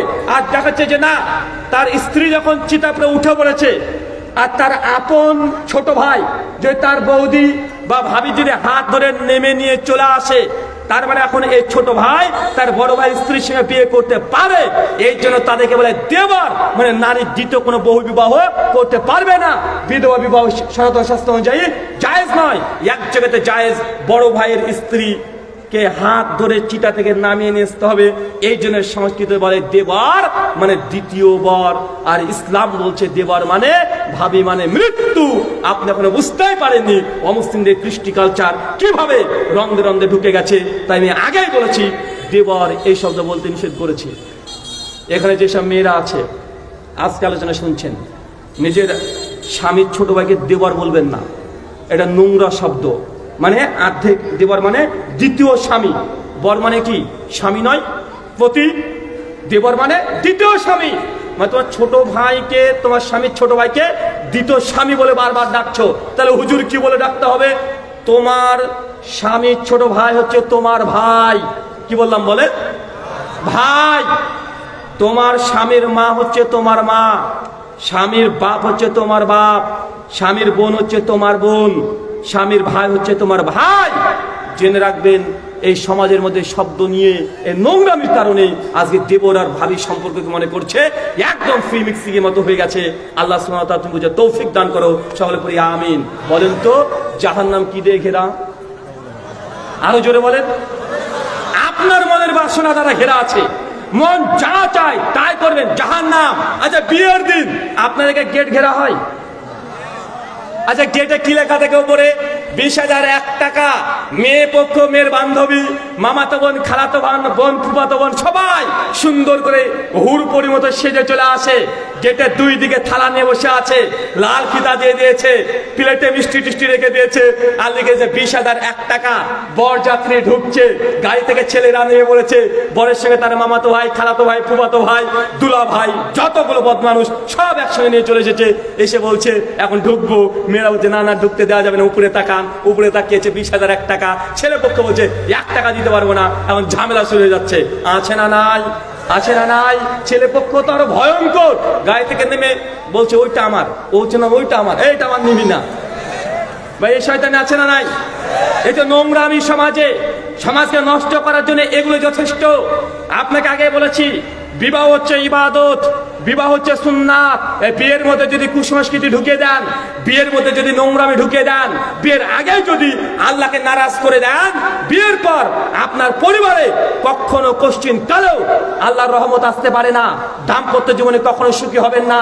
আপনি আজকে নোংরামি করে বিয়ে করছেন, 10 দিন পর, 1 মাস পর, 1 বছর পর স্বামী স্ত্রীর মধ্যে দ্বন্দ্ব, ঝামেলা, মারামারি, কাটাকাটি, দাম্পত্য জীবনে কলহ, এমন কিছু নেই যে আসবে না। কেন? আপনি বিয়ের আগে আল্লাহকে নারাজ করে দিয়েছেন। আপনার পরিবারে আল্লাহ বরকত দিবেন না, রহমতের চাদর দিয়ে আপনার পরিবারকে ঘিরবেন না। এটা জেনে রাখেন, তালাক ডিভোর্স হওয়া, পারিবারিক দাম্পত্য জীবনে অশান্তি হওয়ার মূল কারণ বিয়েতে আল্লাহকে নারাজ করে দিয়েছেন। কথা বুঝতে পারলেন না? আচ্ছা, কে কে মনে করছেন যে বিয়ে করে খুব শান্তিতে আছেন? একটু হাত তোলেন তো দেখি। বিয়ে করে খুব চাচা হাত তুলেছে, মাশাআল্লাহ। সব চাচাগুলো হাত তুলছে, নামান। এখন যদি প্রশ্ন করে হাত তুলবে না, বিয়ে করে কে কে বিপদে আছেন? হাত তুলবেন? হ্যাঁ? আর যারা বিয়ে করে তারা প্রতিদিন স্বপ্ন দেখছে, কবে যে পাবো। ও বিয়ের স্বপ্ন সারা দিন রাত দেখছে। আগেই বলি, দাম্পত্য জীবন যদি সুখী করতে চান, বিয়েতে কোনো নোংরামি করা যাবে না। মন যা চায় তাই করলে জাহান্নাম। আল্লাহ নবী তারপরে বলছে, ফেরেশতা জিবরিলকে আল্লাহ বললেন, জিবরিল যাও, এবার জান্নাত তৈরি করেছি। কি তৈরি করেছি বলেন তো ভাইজান? জান্নাত তৈরি করেছি, জান্নাত দেখে এসো। জিবরাইল জান্নাতে ঢুকেছে, ঢুকে দিচ্ছে গোটা জান্নাত, কত সুন্দর, চমৎকার, দৃষ্টিনন্দন জান্নাত দেখে চলে আসছে, আল্লাহর প্রশংসা করছে। আল্লাহ বলছে, জিবরিল যাও, আবার জান্নাত যাও। জান্নাতে আবার গিয়েছে, দেখছে জান্নাত কলা ঘিরে দিয়েছে। চাচা বলেন তো, কি ঘেরা ছিল? জাহান্নাম। এখন কি ঘিরে দিয়েছে? জান্নাত। জান্নাতকে ঘিরে দিয়েছে। জান্নাতকে ঘিরে দিয়েছে কি দিয়ে? আল মাকারে, মানুষের দুঃখ, কষ্ট, বেদনা আর নিয়ম নীতিমালা, এগুলোতে জান্নাতকে ঘেরা আছে। জান্নাত কি দিয়ে ঘেরা? আরো জোরে, কি দিয়ে? দুঃখ, কষ্ট, বেদনা আর নিয়ম নীতি দিয়ে। মানে জান্নাত যদি যেতে চান, দুনিয়াতে দুঃখ কষ্ট পেতে হবে। দুঃখ কষ্টকে পার করে তবে জান্নাতে পাশে টপকাতে পারবেন। দুঃখ কষ্ট নেই, ভাবছেন যে আপনি সুখে আছেন, এটা নয়। দুঃখ কষ্ট পাবেন আর নিয়ম নীতি মেনে আপনাকে জান্নাত যেতে হবে। জান্নাত যেতে হলে নিয়ম নীতি লাগে। কি লাগে? নিয়ম নীতি লাগে। কেন? আপনি হচ্ছেন মুসলিম, আমি হচ্ছে মুসলিম। মুসলিম আরবি শব্দ, মুসলিমের বাংলা কি? আরো জোরে। আত্মসমর্পণকারী কার কাছে? আল্লাহর কাছে। যখন নিজেকে আপনি বলছেন আত্মসমর্পণ করে দিয়েছে আল্লাহর কাছে, তার মানে বোঝা গেল আপনার কোনো নিজের ইচ্ছা নাই। যে ব্যক্তির সমস্ত ইচ্ছা আল্লাহর কাছে সমর্পণ করে দেয় তাকে আরবিতে বলা হয় মুসলিম। মানে যখন নিজেকে মুসলিম দাবি করছেন, নিজের ইচ্ছে মতো কোনো কাজ করা চলবে না। মানে মুসলিম মানে একটা পায়ের ধাপ নিজের ইচ্ছে মতো ফেলা যায় না। ফেলা যায়? আচ্ছা, বাথরুম করে যখন ঢোকেন, কোন পাকে ঢোকে? বাম পা। বের হওয়ার সময় ডান পা। এখানে মুসলিম পা, ইচ্ছে মতো চলে না। আচ্ছা, মসজিদে যখন ঢুকবেন, কোন পাকে ঢোকে? বের হওয়ার সময় বাম পা। এখানে মুসলিম পা। একজন হিন্দু পণ্ডিতের যদি তার বাথরুম যেতে ইচ্ছা হয়, ও ডান পা দিয়ে যাক, বাঁ পায়ে যাক, আর ডিগবাজি মেরে যাক, কোনো সমস্যা নেই। কেন? ও তো মুসলমান নয়, ওর জন্য কোনো বাধা নিষেধ নেই। আপনি মুসলমান, একটা পায়ে ধাপ নিজের ইচ্ছে মতো চলা যায় না। এটার নাম মুসলিম। মুসলমান মানে নিজের ইচ্ছা মতো কোনো কাজ করা যায় না। মানে আপনি যে জামা পরবেন, পোশাক পরবেন, নিজের ইচ্ছে মতো পরতে পারবেন? কথা বলেন। জুতো পরবেন, নিজের ইচ্ছে মতো জুতোটাকে পরা যায় না। বাড়ি থেকে বের হবেন, নিজের ইচ্ছে মতো বের হওয়া যায় না। সব জায়গাতে নিয়ম আর নীতি দিয়ে ঘেরা আছে। নবীও বলছেন জান্নাত ঘেরা আছে নিয়ম নীতি দিয়ে। নিয়ম নীতি না পালন করলে জান্নাতে আপনি যেতে পারবেন না। নিয়ম নীতি মানে, চলেন একটা জিনিস বুঝিয়ে দিই। আচ্ছা, আমরা প্রস্রাব পায়খানা করি তো, কই না ভাইজান? আপনি জানেন প্রস্রাব পায়খানা করতে গেলে 20খানা নিয়ম আছে। কয়খানা? মানে প্রস্রাব ফিরবেন 20খানা নিয়ম মানতে হবে। এটাই মুসলমান। কেন? আত্মসমর্পণকারী। নিজের ইচ্ছে মতো চলবে না। কোরআন হাদিসে যেভাবে আছে ওইভাবে প্রস্রাব পায়খানা করতে হবে। আপনি প্রস্রাব পায়খানা করতে যাবেন, বাথরুমে ঢোকার আগে যেমন আপনি বাম পা ঢোকাচ্ছেন, ঢোকার আগে দোয়া আছে না নাই? বাথরুমে গিয়ে ঢুকে দেখছেন যে বাথরুমের মুখখানা আছে, প্যান্ট আছে, কিবলার দিকে মুখ করে, ওই পায়খানা বাথরুমে প্রস্রাব করা যাবে? পায়খানা করা যাবে? যাবে না। আপনি প্রস্রাব পায়খানা করতে গিয়েছেন, এখন দাঁড়িয়ে দাঁড়িয়ে স্বাভাবিক পরিস্থিতিতে প্রস্রাব পায়খানা করতে পারবেন না। বিপদ হলে করতে পারবেন, সমস্যা নাই, স্বাভাবিকভাবে করতে পারবেন না। বাথরুমে বসে আছেন, হঠাৎ করে ফোন চলে এসেছে, ওই পাশ থেকে সালাম দিয়েছে, এখন আপনি উত্তর দিতে পারবেন না। বাথরুমে আছেন, হঠাৎ করে আপনার হাঁচি চলে এসেছে, হাঁচি আসলে কি বলতে হয়? আলহামদুলিল্লাহ। বাথরুমে আছেন, আলহামদুলিল্লাহ বলতে পারবেন না। বাথরুমে আছেন, হাফেজ সাহেব কোরআন কি এখন মনে মনে পড়তে পারবেন না। বাথরুম থেকে বের হচ্ছেন, কোন পা দিয়ে বের করতে হবে? ডান পা, ডান পা। তার মানে বোঝা গেল বাথরুমের মধ্যে কমপক্ষে 20খানা ইসলামের নিয়ম নীতি আছে। বাথরুম করবো মনে করলেই করা যায় না, প্রস্রাব পায়খানা ফিরবো মনে করলে ফেরা যায় না। সুনান আবু দাউদ 26 নম্বর হাদিস, আল্লাহ নবী হঠাৎ করে বলছেন 3টে জায়গাতে প্রস্রাব পায়খানা ফেরা যায় না। কয় জায়গাতে? আরো জোরে, কয় জায়গায়? 3 জায়গায়। এক, যে পানি মানুষ ব্যবহার করে, যে পুকুর থেকে মানুষ পানি ব্যবহার করে, ওই পুকুরে প্রস্রাব পায়খানা ফেরা যায় না। গ্রাম বাংলাতে দেখবেন মায়েরা পুকুরের মধ্যে থালা বাসন মাজছে, আছে না নাই? কাপড় কাচ্ছে, গোসল করছে, ওই পুকুরে প্রস্রাব পায়খানা কাঁচ থুতু নোংরা ফেলা যাবে না। মানে প্রস্রাব চাপিয়েছে, আপনি প্রস্রাব করে দিবেন, এটা মুসলিমের পরিচয় নয়। হাদিস বলছে যে জলাশয়ে পানি ব্যবহার করা হয়, ওই পানির মধ্যে প্রস্রাব ফেলা যায় না। আমার বাড়ি তো ভারতে, মুর্শিদাবাদ। মাঝে মধ্যে যখন প্রোগ্রাম করে আসি, তো আমাদের মূল সিটি হচ্ছে বহরমপুর পার করতে গেলে রাধার ঘাট বলে একটা ব্রিজ আছে, কথা বুঝতে পারলেন? আর ব্রিজের নিচ দিয়ে চলেছে গঙ্গা, নদী বয়ে চলছে। মাঝে মধ্যে রাত্রে অনেক হয়ে যায়, প্রোগ্রাম শেষ করে যায়। একদিন দেখছি হঠাৎ করে 8-10 জন যুবক ছেলে, তরুণ, ব্রিজের উপর থেকে হিসু করছে। শুধু হিসু না, প্রতিযোগিতা, কারটা কত দূরে যায়। ভাই এরকম বদমাশ আছে না নাই? মানে হিসু করছে ব্রিজের উপর থেকে, কারটা কত জোরে যায়, মানে কত স্পিড আছে। মানে ও আর কম্পিটিশন করার জায়গা পায় নাই। আর দুনিয়াতে কোনো কম্পিটিশন নাই, হিসু স্পিড কার বেশি, এটা নিয়ে সে কম্পিটিশন করছে। 1400 বছর আগে আল্লাহ নবী বলে দিয়েছে, যে পানি মানুষ ব্যবহার করে ওই পানিতে প্রস্রাব পায়খানা ফেরা যাবে না, আজকে বন্ধ করতে হবে। এলাকাতে যে পানি মানুষ ব্যবহার করে, বাড়ির ড্রেনের পানি, ওই পুকুরে আপনি রাখবেন না। আল্লাহ নবী তারপরে বলছে যে বৃক্ষের নিচে, গাছের নিচে মানুষ আশ্রয় নাই, গাছের নিচে প্রস্রাব পায়খানা ফেরা যাবে না। রাস্তাঘাটে দেখবেন, মাঠের মধ্যে দেখবেন একটা বাবলা গাছ আছে, কৃষকরা কাজ করে, দুপুরবেলা এসে ওখানে খানা দানা খাচ্ছে, নামাজ পড়ছে, একটু পিঠটাকে শাক করে দিয়ে রেস্ট করছে। এই গাছের নিচে প্রস্রাব পায়খানা ফেলা জায়েজ নাই। আমি বুঝাতে পারলাম না মনে হয়। আপনাকে বুঝালাম জান্নাত কি দেখে আছে বলেন তো? নিয়ম নীতি দিয়ে। মানে একটা প্রস্রাব করবেন, তাতেও 20খানা নিয়ম নীতি আছে। কেন? আপনি মুসলমান, নিজের ইচ্ছে মতো হাতের নখটাও কাটা যায় না, নিজের ইচ্ছে মতো দাড়িটাকে রাখা যায় না, নিজের ইচ্ছে মতো গোঁফটাকে রাখা যায় না, নিজের ইচ্ছে মতো পোশাকটাকে পরা যায় না, নিজের ইচ্ছে মতো কোনো কিছু করা যায় না। নিজের ইচ্ছে মতো করতে গেলে মন যা চায় তাই করবেন, এটা জাহান্নাম। আল্লাহ যা চায় করবেন, এটার নাম জান্নাত। কথা কি ক্লিয়ার না ভেজাল আছে? কথা বুঝতে পারছেন না ভাইজান? আগে ইসলামটি এটাকে বুঝতে হবে। পশ্চিমা বিশ্বরা নবীর এই আদর্শ থেকে পাগল হয়ে গেছে। আমরা তো পৈতৃক সম্পত্তি ধর্মটাকে পেয়েছি। পশ্চিমা বিশ্ব, ইউরোপ কান্ট্রিগুলো, ব্রিটেন, তারা অবাক যে আজকে 1400 বছর আগে যে সময় এই লাইট তো দূরের কথা, হারিকেনের কাছে আবিষ্কার হয় নাই, মোবাইল তো দূরের কথা, যোগাযোগের মাধ্যম সে চিঠি লেখা মানুষ জানতো না। এই অন্ধকারের যুগ, পানি পান করতে হলে কিলোমিটার হেঁটে যেতে হতো, সাইকেল তো দূরের কথা, ভলটিউব আবিষ্কার হয় নাই। সেই সময় একটা মানুষ কিভাবে এত সূক্ষ্ম কথা বলে দিতে পারে? অবাক হয়ে গেছে পশ্চিমা বিশ্বরা। আপনি তো ধর্ম পেয়েছেন পৈতৃক সম্পত্তি হিসাবে, যে আপনি ছোট কাল থেকে জেনে আসছেন। আর বাংলাদেশ যেহেতু 90% মুসলিম দেশ, জন্মসূত্রে এগুলো আপনি জেনে নেন। আপনি ভারতে চলে যান, 80% অমুসলিমরা আছে, ওরা অবাক হয়ে যায় ইসলামের ছোট ছোট মাসালাগুলো দেখে, যে এত ছোট্ট বিষয় দুনিয়ার, পৃথিবীর কোন ধর্মগ্রন্থ একটা সূক্ষ্ম বিষয়ে কথা বলে নাই। বলেছে আল্লাহ নবী বসে আছেন, আদল মুফরাদুল বুখারী হাদিস নাম্বার 674, নবী হঠাৎ করে বলছে লা জালাসা তারি, খবরদার রাস্তায় কেউ বসবে না, কেউ বসবে না রাস্তায়। সাহাবীরা অবাক, ইয়া রাসূলুল্লাহ রাস্তায় বসবো না মানে? আরে রাস্তায় বসতে হয়, আমাদের বেচা কেনাকাটা সব কিছু রাস্তায়। আল্লাহ নবী তখন বলছে রাস্তায় বসবে না, রাস্তা যদি কেউ বসতে চাও রাস্তার হক আদায় করো। সাহাবীরা আবার অবাক, ইয়া রাসূলুল্লাহ রাস্তার আবার হক কি?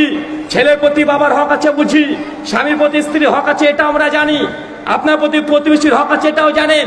রাস্তা তো ইট ঢেল পাথর দিয়ে তৈরি, মাটির তৈরি রাস্তা, এই জড় পদার্থের আবার কি হক আছে? হক মানে তার আবার কি অধিকার, তাকে কিভাবে সম্মান করতে হয়? অনেকগুলো রাস্তার হক। তার মধ্যে আল্লাহ নবী বলছেন রাস্তাকে পরিষ্কার পরিচ্ছন্ন রাখতে হবে, কোনো ক্ষতিকর পদার্থ রাস্তায় রাখা যাবে না, এটা রাস্তার হক। যদি এই হক রক্ষা না করেন রাস্তাতে চলাচল আপনার জন্য জায়েজ নয়। মানে আপনার এলাকার রাস্তা যদি উঁচু নিচু থাকে, ইট বেরিয়ে আছে, গাছের ডাল পড়ে আছে, যদি এমন হয় রাস্তাকে দ্রুত 24 ঘন্টার মধ্যে রাস্তাকে পরিষ্কার পরিচ্ছন্ন করতে হবে। হিলফুল ফুজল এই সংগঠনের যুবকদের তরুণদের কাজ হবে আগামী কাল প্রত্যেক বাড়িতে 200-500 টাকা করে চাঁদা তুলে রাস্তাকে সমতল করে দেওয়া, উঁচু নিচু যেন না থাকে, গাছের ডাল যেন ভেঙে পড়ে না থাকে। ঝড় বৃষ্টি হচ্ছে গভীর রাত্রিতে, এদের ডাল পড়ে রাস্তা আটকে আছে, এলাকার যুবকদের তরুণদের কাজ রাত্রের মধ্যে রাস্তাকে পরিষ্কার পরিচ্ছন্ন করতে হবে। এটা রাস্তার হক, যদি আদায় না করেন রাস্তায় চলাচল জায়েজ নয়। কথা বুঝতে পারলেন না? রাস্তার হক বুঝতে পারছেন? 1400 বছর আগে মরুভূমির মানুষ রাস্তার হকের কথা বলছে। ঢাকাতে চলে যাবেন দেখবেন ওই ট্রাফিক পুলিশরা দাঁড়িয়ে আছে, আছে না ভাইজান? ট্রাফিক আইন 1400 বছর আগে হাদিসে আছে। আল্লাহ তারপরে বলছে কোন পথিক যদি তোমাকে কোনো জায়গা কোনো ঠিকানা জানতে চায় তাকে দ্রুত ঠিকানা যথারীতি বলে দাও। মানে কেউ যদি বলে অমুকের বাড়ি যাব ভাইজান, কিভাবে যাব? আপনার যতই কাজ হোক না কেন কাজ ফেলে তুলে তাকে গন্তব্য ঠিকানা জানিয়ে দেওয়া, মানে গুগল লোকেশনের দায়িত্ব মুসলমান পালন করবে। এটা রাস্তার হক, যদি আদায় না করেন রাস্তাতে আপনার জন্য দাঁড়িয়ে থাকা চলাচল করা জায়েজ নয়। আপনাকে মানে বুঝতে পারছেন না, এলাকার অনেক যুবকরা আছে, আমরাই দেখেছি মাঝে মধ্যে রাস্তাতে চলি, বলি ভাই অমুক গ্রামে যাবো, কোন দিক দিয়ে যাবো বলেন তো? আমরা দেখাচ্ছে গুগলের ডান দিক দিয়ে, তারপর জিজ্ঞাসা করি, ও তখন বদমাইশি করে হুজুর এই দিক দিয়ে চলে যান, বা দিকে বাঁচে না নাই, বা দিকে পাঠিয়ে দিচ্ছে। 1400 বছর আগে আল্লাহ জানিয়ে দিয়েছে। আল্লাহ বলছেন রাস্তায় যদি কোনো অন্ধ মানুষ, অন্ধ পথিক রাস্তা পারাপার করতে না পারে, একজন মুসলমানের দায়িত্ব থেকে রাস্তা পার করে দেওয়া, এটা রাস্তার হক। রাস্তায় চেনা অচেনা ব্যক্তি থেকে সালাম করা, এটা রাস্তার হক। রাস্তায় কোনো ব্যক্তি যদি বোঝা ভারী হয়ে যায়, মানে বুঝা নিয়ে পড়ে গেছে, ওই বুঝাটাকে সাইকেলে তুলে দেওয়া, ভ্যান গর্তে পড়ে গেছে ফেলে রাস্তা পরে তুলে দেওয়া, এটা রাস্তার হক। যদি আদায় না করেন আপনার জন্য রাস্তাতে চলাচল জায়েজ নয়। বলেন তো জান্নাত কি দিয়ে ঘেরা?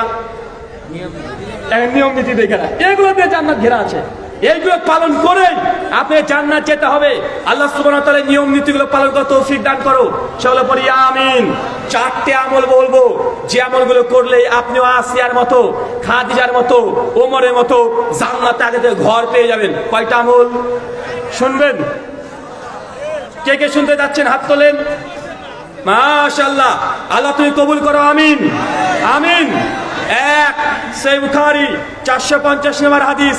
এই যুবকরা নাই আজকে, ওরা টাকা পয়সা নেবেন না? আপনারা কি বলেছেন? 200 টাকা করে দেবেন বলেছেন না? হ্যাঁ, কই ছেলেরা কই? কই পাঠিয়ে দাও, নাহলে এরা সব পালিয়ে যাবে। বোঝে রাত হয়ে গেছে, মেলা, এখনো পালানোর চিন্তা নিচ্ছে। 200 টাকা করে দেবেন, ওয়াদা করে নিয়েছেন। দ্রুত 10-20 জন চলে যান, যা আছে পকেটে ইনশাআল্লাহ হালাল টাকা দিয়ে দেন। আল্লাহ নবী বলছেন কোন ব্যক্তি যদি দুনিয়াতে একটা মসজিদ নির্মাণ করে দেয়, কি নির্মাণ করে দেয়? কথা বলেন, কি নির্মাণ করে দেয়? মসজিদ। আল্লাহ নবী বলছেন বাইতুল ফিল জান্নাহ, আমি আল্লাহ তাকে জান্নাতে ঘর দেব। মানে দুনিয়াতে যদি একটা মসজিদ তৈরি করে দিতে পারেন, আল্লাহ আগে থেকে ওমর বিন খাত্তাবের মতো আপনার জন্য জান্নাতে একটা ঘর তৈরি করে রেখে দিবেন। সুনান ইবনে মাজাহ হাদিস 738। আল্লাহ নবী বলছেন দুনিয়াতে কেউ যদি একটা পায়রা ডিমের সমান, ঢোপের সমানও ঘর নির্মাণ করে দেয়, মসজিদ নির্মাণ করে দেয়, আল্লাহ বলছেন তাকে আমি জান্নাতে ঘর দেব। মানে 10 তলা মসজিদ তৈরি করতে হবে এটা বাধ্য নয়। ছোট্ট মসজিদ যদি তৈরি করে দেন, কাঁচা টিনের বেড়া দিয়ে যদি মসজিদ তৈরি করে দেন, তারপরেও জান্নাতে ঘর পাওয়া যাবে কি যাবে না? কথা বলেন, পাওয়া যাবে কি যাবে না? তারপরেও পাওয়া যাবে।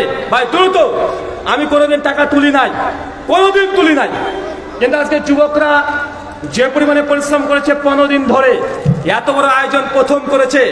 এই আয়োজন এটা প্রত্যেক বছরে হয়, এটা আমিও চাই। আগামী বছরে বড় বড় শেখ মাসাক আসবে, কোরআন সুন্নাহ থেকে তাফসীর করবে, এটা কন্টিনিউয়াসলি চালিয়ে যাওয়া উচিত। এই জন্য যুবকদের সহযোগিতার জন্য আমাকেও যুবকরা বলেনি টাকা তোলার জন্য, জাস্ট নিজে থেকে মনে হলো আপনার টাকা দিতে পারবেন তার জন্য চাচ্ছি, না যদি দিতে চান দেবেন না, সমস্যা নাই। 2 সুনান তিরমিজি 415 নম্বর হাদিস, আল্লাহ নবী বলছেন যে ব্যক্তি প্রতিদিন 12 রাকাত নামাজ পড়বে সুন্নাত, কত রাকাত? কত রাকাত? 12 রাকাত। মায়েরা কত রাকাত? 12 রাকাত। কি নামাজ? সুন্নাত নামাজ কেউ যদি পড়ে, নবী বলছেন বাইতুল ফিল জান্নাহ, আমি আল্লাহ তাকেও জান্নাতে ঘর দেব। 12 রাকাত নামাজ কখন কখন পড়বে? 1 জোহরের পূর্বে 4 রাকাত, মায়েরা বিশেষ করে জোহরের পূর্বে 4 রাকাত, জোহরের পরে 2 রাকাত, মাগরিবের পরে 2 রাকাত, এশার পরে 2 রাকাত, ফজরের আগে 2 রাকাত, টোটাল 12 রাকাত কে যে নামাজকে ইবাদত করতে পারে ফরজ ব্যতীত সুন্নাত নামাজ, নবী বলছেন বাইতুল ফিল জান্নাহ, আমি আল্লাহ তাকেও জান্নাতে ঘর দেব। 3 নম্বর আমল, সুনান দারিমি 438 নম্বর হাদিস, আল্লাহ নবী বলছেন কোন বান্দা যদি প্রতিদিন 10 বার সূরাতুল ইখলাস পাঠ করে, কোন সূরা? আরো জোরে, কোন সূরা? সূরা ইখলাস। কতবার? 10 বার। কোন সময়? যখন মন চায় তখন কেউ যদি পাঠ করে প্রতিদিন 10 বার, নবী বলছেন বাইতুল ফিল জান্নাহ, আমি আল্লাহ তাকে জান্নাতে ঘর দেব।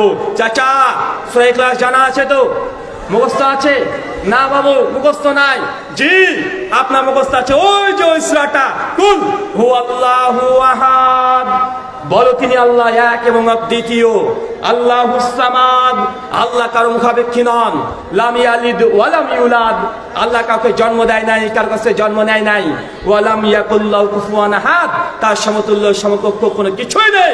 এই 4টে আয়াত এই সূরা ইখলাস কেউ যদি পাঠ করে প্রতিদিন 10 বার করে, নবী বলছেন বাইতুল ফিল জান্নাহ, ওমর বিন খাত্তাবের মতো জান্নাতে আপনাকে আগে থেকে আল্লাহ ঘর রেডি করে রেখে দিবেন, মরলে আপনি ঘর দেখতে পাবেন ইনশাআল্লাহ। কয়টা আমলের কথা বলেছি? কয়টা? 3টা বলেছি। কয়টা?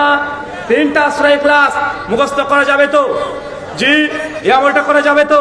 কি যে বলেন হুজুর, আমি এখনই 10 বার পড়ে নিয়েছি। অনেক চালাক বসে আছে, এটা আমি জানি, ও পড়তে শুরু করে দিয়েছে, পড়ে পড়ে ভাবছে যে জান্নাতে ঘর মানে আমার ধারি পর্যন্ত হয়ে গেল, মানে লিন্টন মানে দেওয়া হয়ে গেল। বা এটা একদিন পড়লে হবে না, এটা মৃত্যু পর্যন্ত আমল থাকতে হবে। ভূমিকম্প চলে এসেছে, তারপর আজ তো পড়িনি, পড়ে ফেলতে হবে। একদম বাপ মারা গেছে, মা মারা গেছে, সেই দিনও এই সূরাতুল ইখলাস 10 বার একদম খাস আপনার খুশুসি আমল, এটা থাকবে, তবে জান্নাতে আপনি ঘর পেয়ে যাবেন। কি পাবেন? কথা বলেন। ঘর পেয়ে যাবেন। আর একটা আমল আছে 4 নাম্বার, কোন ব্যক্তি যদি প্রতিদিন ফজরের পর চাস্তের সালাত 4 রাকাত পড়ে, কত রাকাত? চাস্তের সালাত বুঝেন? ফজরের নামাজ পড়লেন, দিয়ে ওই জায় নামাজে বসে থাকবেন, দোয়া জিকির আজকার তাসবিহ তাহলিল কোরআন পাঠ করতে থাকলেন, উঠবেন না, ওঠা যাবে না, ওখানে বসে রাখলেন। সূর্য উদিত হয়ে গেছে, কিছুক্ষণ পর 2 রাকাত 4 রাকাত 6 রাকাত 8 রাকাত পর্যন্ত যে কোনো আপনি 4 রাকাত নামাজ পড়েন, আল্লাহ নবী বলছেন বাইতুল ফিল জান্নাহ, এই নারীর জন্য, এই পুরুষের জন্য আমি আল্লাহ জান্নাতে ঘর দিয়ে দেব। আমলগুলো ছোট্ট না চাচা? ছোট না একদম? করা যাবে না? এই এত বড় আয়োজন কিসের জন্য? দুনিয়াতে কেন এসেছি? ইবাদত করে জান্নাতে যে একটা ঘরকে আমি কনফার্ম করতে পারি, এটাই তো উদ্দেশ্য নাকি? এছাড়া বিকল্প কোনো উদ্দেশ্য আছে? নাই। এই 4টে আমল করা যাবে? করা যাবে। আচ্ছা যারা আলোচনা শুনলেন চট করে একজন দাঁড়িয়ে বলেন তো, যে 4টে আমলের কথা আপনি বললাম, কি কি আমলের কথা বললাম বলেন তো, একজন দাঁড়িয়ে বলেন। মাশাআল্লাহ, বলেন। সবাই সামনে এসে বুঝে দিছিল 200 টাকা করে দেবে, অনেকে তো 10 টাকা 20 টাকা করে দিচ্ছে। কি গো? এক মসজিদ নির্মাণ করা, 2 12 রাকাত সুন্নাত। মাশাআল্লাহ,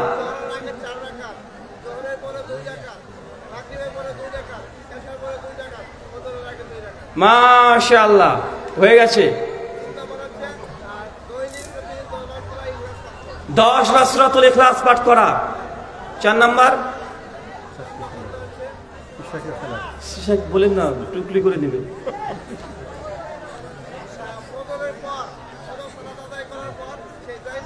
চাস্তের সালাত বা ইশরাকের সালাত। মাশাআল্লাহ, মাশাআল্লাহ, 4টে হয়ে গেছে। মনে থাকবে তো?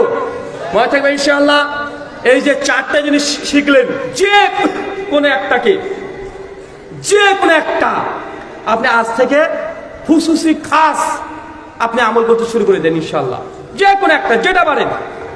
আর এই এক আমলের বরকতে ইনশাআল্লাহ বিশ্বাস করেন দুনিয়ার যত গুনাহ আছে আল্লাহ ক্ষমা তো করবেন, জান্নাতে আপনার জন্য ঘর থাকবে ইনশাআল্লাহ। বিশেষ করে মায়েদের জন্য আরেকবার 4টে আমলের কথা বলে দিই। এক, মসজিদ নির্মাণ। পারবেন না, মসজিদে যতটুকু সামর্থ্য আছে দান করেন। আর আল্লাহকে বলেন, আল্লাহ আমার এতটুকু সামর্থ্য আছে, আল্লাহ তুমি আমাকে একটা জান্নাতে ঘর দিও খাদিজার মতো, আসিয়ার মতো। আল্লাহর কাছে দোয়া করবেন। 2, প্রতিদিন 12 রাকাত সুন্নাত নামাজ মিস করা যাবে না, 12 রাকাত সুন্নাত পড়তেই হবে। 3, 10 বার সূরা ইখলাস মিস করা যাবে না, মানে কুল সূরা 10 বার যে কোনো সময় যখন মন চায় পড়বেন। 4, চারতে সালাত বা ইশরাকের সালাত, ফরজের পরে সূর্য ওঠার পরে 4 রাকাত নামাজ মিস করবেন না। এই 4টে আমলের মধ্যে যে কোনো একটা যে আল্লাহ কবুল করে নেয় ইনশাআল্লাহ জান্নাতে ঘর পাবো না ভাইজান ইনশাআল্লাহ। আল্লাহ তুমি কবুল করো, আমিন। আল্লাহ তুমি কবুল করো, আমিন। প্রশ্নোত্তর হবে না, ছুটি ঘন্টা? হ্যাঁ, প্রশ্নোত্তর হবে? আচ্ছা, প্রশ্ন করেন তো। হ্যান্ডমাইক আছে? হ্যান্ডমাইক। একটা প্রশ্ন, মাদ্রাসার ছাত্রদের ট্রাউজার প্যান্ট পরা সম্পর্কে কিছু শুনতে চাই। জি, মাদ্রাসার ছেলেরা ট্রাউজার প্যান্ট পরতে পারবে কি পারবে না এটা শুনতে চাচ্ছেন? আচ্ছা, মাদ্রাসায় যারা পড়ে না, জেনারেল শিক্ষিত মুসলিম ছেলে 5 ওয়াক্ত নামাজ পড়ে, এ কি ট্রাউজার পরতে পারবে? কি বলছেন? হ্যাঁ, ট্রাউজার যদি 3/4 হয়, মানে এই যে আপনার হাঁটুর নিচে চলে যায়, গোড়ালের উপরে থাকে, ঢেলা হয়, শরীরের অঙ্গ প্রত্যঙ্গ বুঝতে না পাওয়া যায়, তাহলে পড়া যাবে। কথা বুঝতে পারলেন ভাইজান? ইসলাম বাধ্য করে নাই যে আপনাকে পাঞ্জাবি পায়জামা পড়তে হবে। ড্রেস অফ কোডের কিছু বৈশিষ্ট্য আছে, আপনি সেগুলো পালন করলেই আপনি পড়তে পারবেন। মাদ্রাসার ছাত্র হোক আর জেনারেল ছাত্র হোক, ছেলে হোক, তারা পড়তে পারবে, কোনো সমস্যা নেই। দ্বিতীয় প্রশ্ন, একটা ঘোষণা দিয়ে দিই, আমাদেরকে অনেকেই বই যাচ্ছেন এবছর তারাবির রাকাতে পরে ডিবেট দেখেছেন না ভাইয়া? দেখেছেন? বড় বড় হুজুরা বসেছিল, আনারে মাসাবে রাকাতে তারাবি, 450 পৃষ্ঠার বই তারাবির রাকাতের উপরেই। তারাবি যে 8 টাকাতে সুন্নাত, নবী যে 8 টাকাতের আদেশ দিয়েছেন, নবী যে 8 রাকাতই পড়েছেন। ওমর বিন খাত্তাব 20 টাকার তারাবির আদেশ দেয় নাই। আগে আহলে হাদিস তারাও মনে করতো যে 8 টাকাত নবী সুন্নাত তারাবি আর 20 টাকাত ওমরের সুন্নাত। এই দাবিটাও মিথ্যা, এই দাবিরও সম্পর্কে কোনো প্রমাণ নেই। ওটাই আমি প্রমাণ করেছিলাম এবছর ডিবেটে, যে ওমর কত টাকার তারাবি চালু করেছিলেন, 8 না 20? 20 রাকাতের যত দলিল আছে সবগুলো ইনকেতা, সনদে বিচ্ছিন্নতা আছে, মুরসাল ইরসাল ঘটেছে। আর 8 টাকার তারাবি আমি বলেছিলাম গোল্ডেন চেন। আপনাদের হুজুর বুঝতেই পারেনি গোল্ডেন চেন মানে কি, সিলসিলাতুজ যাহাব মুহাদ্দিসদের পরিভাষা, আপনার হুজুর বুঝতে পারেনি। তো এই বইটাতে আর ডিটেল আলোচনা করা আছে, বিশেষ করে আলেম এবং মানে যারা ছাত্র আছে তাদের জন্য খুব উপকারী। 20 টাকার তারাবি না 8 টাকার তারাবি, তাদের দলিলকে খণ্ডন করা হয়েছে এই বইটাতে। আরেকটা বই আছে বড়দিনের উপহার, যারা তুলনামূলক ধর্মতত্ত্ব নিয়ে পড়াশোনা করতে চাচ্ছেন, যারা বাইবেলে কোথায় কোথায় ভুল আছে, বাইবেলে কেন বিকৃত, বিস্তীর্ণ আলোচনা, প্রায় 1000 রেফারেন্স দিয়ে বইটা রচনা করা হয়েছে। এই বইটা হচ্ছে ইসলাম আদর্শ না কলঙ্ক। এই বইটার মধ্যে আছে হিন্দুদের 55টা অভিযোগের জবাব, মানে হিন্দুরা আপনাকে যত প্রশ্ন করবে ইনশাআল্লাহ কমন পেয়ে যাবেন। প্রায় 55টা অভিযোগের জবাব এই বইটাতে লেখা আছে। আর এটা আছে প্রসেট শফি কাশিমের মিথ্যাচারের জবাব। শফি কাশিমকে চেনেন? আপনাদের বগুড়ার দই শফি কাশিমি আহলাদের বিরুদ্ধে একটা লিফলেট ছাপিয়েছিল দিনাজপুরে, ওই লিফলেটের জবাব দেওয়া হচ্ছে এই বইটাতে। আরেকটা বই আছে আহলে হাদিস হানাফি দ্বন্দ্ব নিরসন। হানাফিদের সঙ্গে আমাদের যে 25-30টা মাসালায় দ্বন্দ্ব আছে সেগুলো আক্কেলি দলিল ভিত্তিক অ্যান্টিভেনাম সহ জবাব লেখা আছে। আরেকটা বই আছে তাকলিদ ভ্রান্তি নিরসন, মাযহাব মানা যাবে কি যাবে না এই প্রসঙ্গে, নেক আমল এবং ফজিলত, মৃত ব্যক্তির জন্য জীবিতদের করণীয় বর্জনীয়। এখানে সমাজে 6খান কি 7খানা বই আছে, প্রায় 800 টাকা দাম, আজকে 400 টাকা দিয়ে দিচ্ছে। এগুলো নিয়ে নিতে পারেন, আর এই মোটা বইগুলো খুচরো কিনতে পারবেন। শুকরান। জি, প্রশ্ন? জি, প্রশ্ন করেন। সোমবার, বৃহস্পতিবার এবং 13, 14, 15 আদি মাসে রোজার ফজিলত সম্পর্কে বলুন। ভাই প্রশ্ন করেছেন সোমবার এবং বৃহস্পতিবার সিয়ামের ফজিলত এবং প্রত্যেক মাসের আইমে 20, 13, 14, 15 তারিখের ফজিলত কি? সিয়ামের রোজা সহিহ মুসলিম 1164 নম্বর হাদিস। আল্লাহ নবীকে সাহাবীরা বলছে, ইয়া রাসূলুল্লাহ আপনি সোমবার আর বৃহস্পতিবার কেন সিয়াম রাখেন? আল্লাহ নবী বললেন যে সোমবার এটা হচ্ছে আমার জন্মদিন, মানে জন্মবার, এতে আমি জন্মগ্রহণ করেছি। আর বৃহস্পতিবার হচ্ছে একজন বান্দা এক সপ্তাহে যত আমল করে বৃহস্পতিবার স্পেশাল ফেরেশতা আসমান থেকে আসে, আর সপ্তাহের পুরো যে আমল আল্লাহর কাছে নিয়ে চলে যায়। নবী বলছেন আমি চাই যখন আমার প্রতিপালকের পক্ষ থেকে ফেরেশতা আসে তখন যেন দেখে যে আমি সিয়ামরত অবস্থায় আছি, আমি রোজা অবস্থায় আছি, এটা আমি চাই। এই জন্যই আমি এই সিয়ামগুলো রাখি। তাই প্রত্যেক মাসে সোম বৃহস্পতিবার সিয়াম রাখবেন। মাসের 13, 14, 15 তারিখ আরবি ক্যালেন্ডার অনুযায়ী আইমে 20 এই সিয়ামগুলো রাখবেন, এটা সুন্নাত। শুকরান। জি শেখ পড়েন। মেয়েদের প্রজেক্টরের মাধ্যমে ওয়াজ শোনা যাবে কি যাবে না? চাচা এটাকে শেষ করে দিই। চাচা একটা উত্তর দিচ্ছি। ঠিক আছে চাচা বলছি।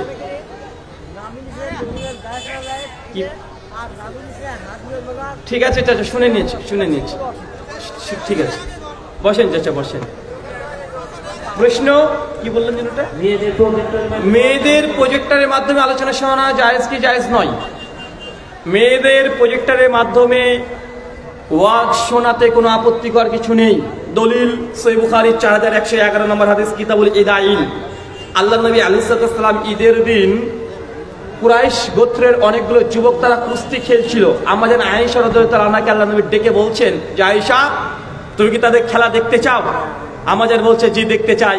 আমাদের আয়েশা রাদিয়াল্লাহু আনহা আল্লাহ নবীর এই কাঁধে মাথা থুতনি লাগিয়ে দিয়ে দূর থেকে দেখছিলেন। কথা কি বুঝতে পারলেন ভাইজান? তাহলে বোঝা গেল দূর থেকে একজন মেয়ে পুরুষ মানুষের কুস্তি লড়াই দেখছে। এটাই হচ্ছে দলিল। প্রজেক্টরের মাধ্যমে কোনো নারী যদি আলোচনা শ্রবণ করতে চায় শ্রবণ করতে পারবে, কোনো সমস্যা নেই। এটা হচ্ছে দলিল। কথা বুঝতে পারছেন ভাইজান? শুকরান। জি ও চাচার প্রশ্ন, নাভির নিচে হাত না বুকের উপরে হাত, কোনটা বাঁধবো? মায়ের পায়ের নিচে জান্নাত, এই হাদিস জানেন না ভাইজান? তো নাসাই 3104 নম্বর হাদিস, সনদ হাসান। আচ্ছা মেয়েরা কোথায় হাত বাঁধে? হ্যাঁ বুকে। তার মানে বোঝা গেল বুকের উপরে হাত বাঁধা সহি দ্বারাই প্রমাণিত, তাই না ভাইজান? নাহলে মেয়েরা বুকের উপরে হাত বাঁধবে কেন? আমাদের সমাজে প্রচলিত আছে মেয়েরা বুকের উপরে, পুরুষরা নাভির নিচে। আমি প্রশ্ন করেছিলাম যদি হিজরা হয়, বলেন তো কোথায় রাখবে চাচা?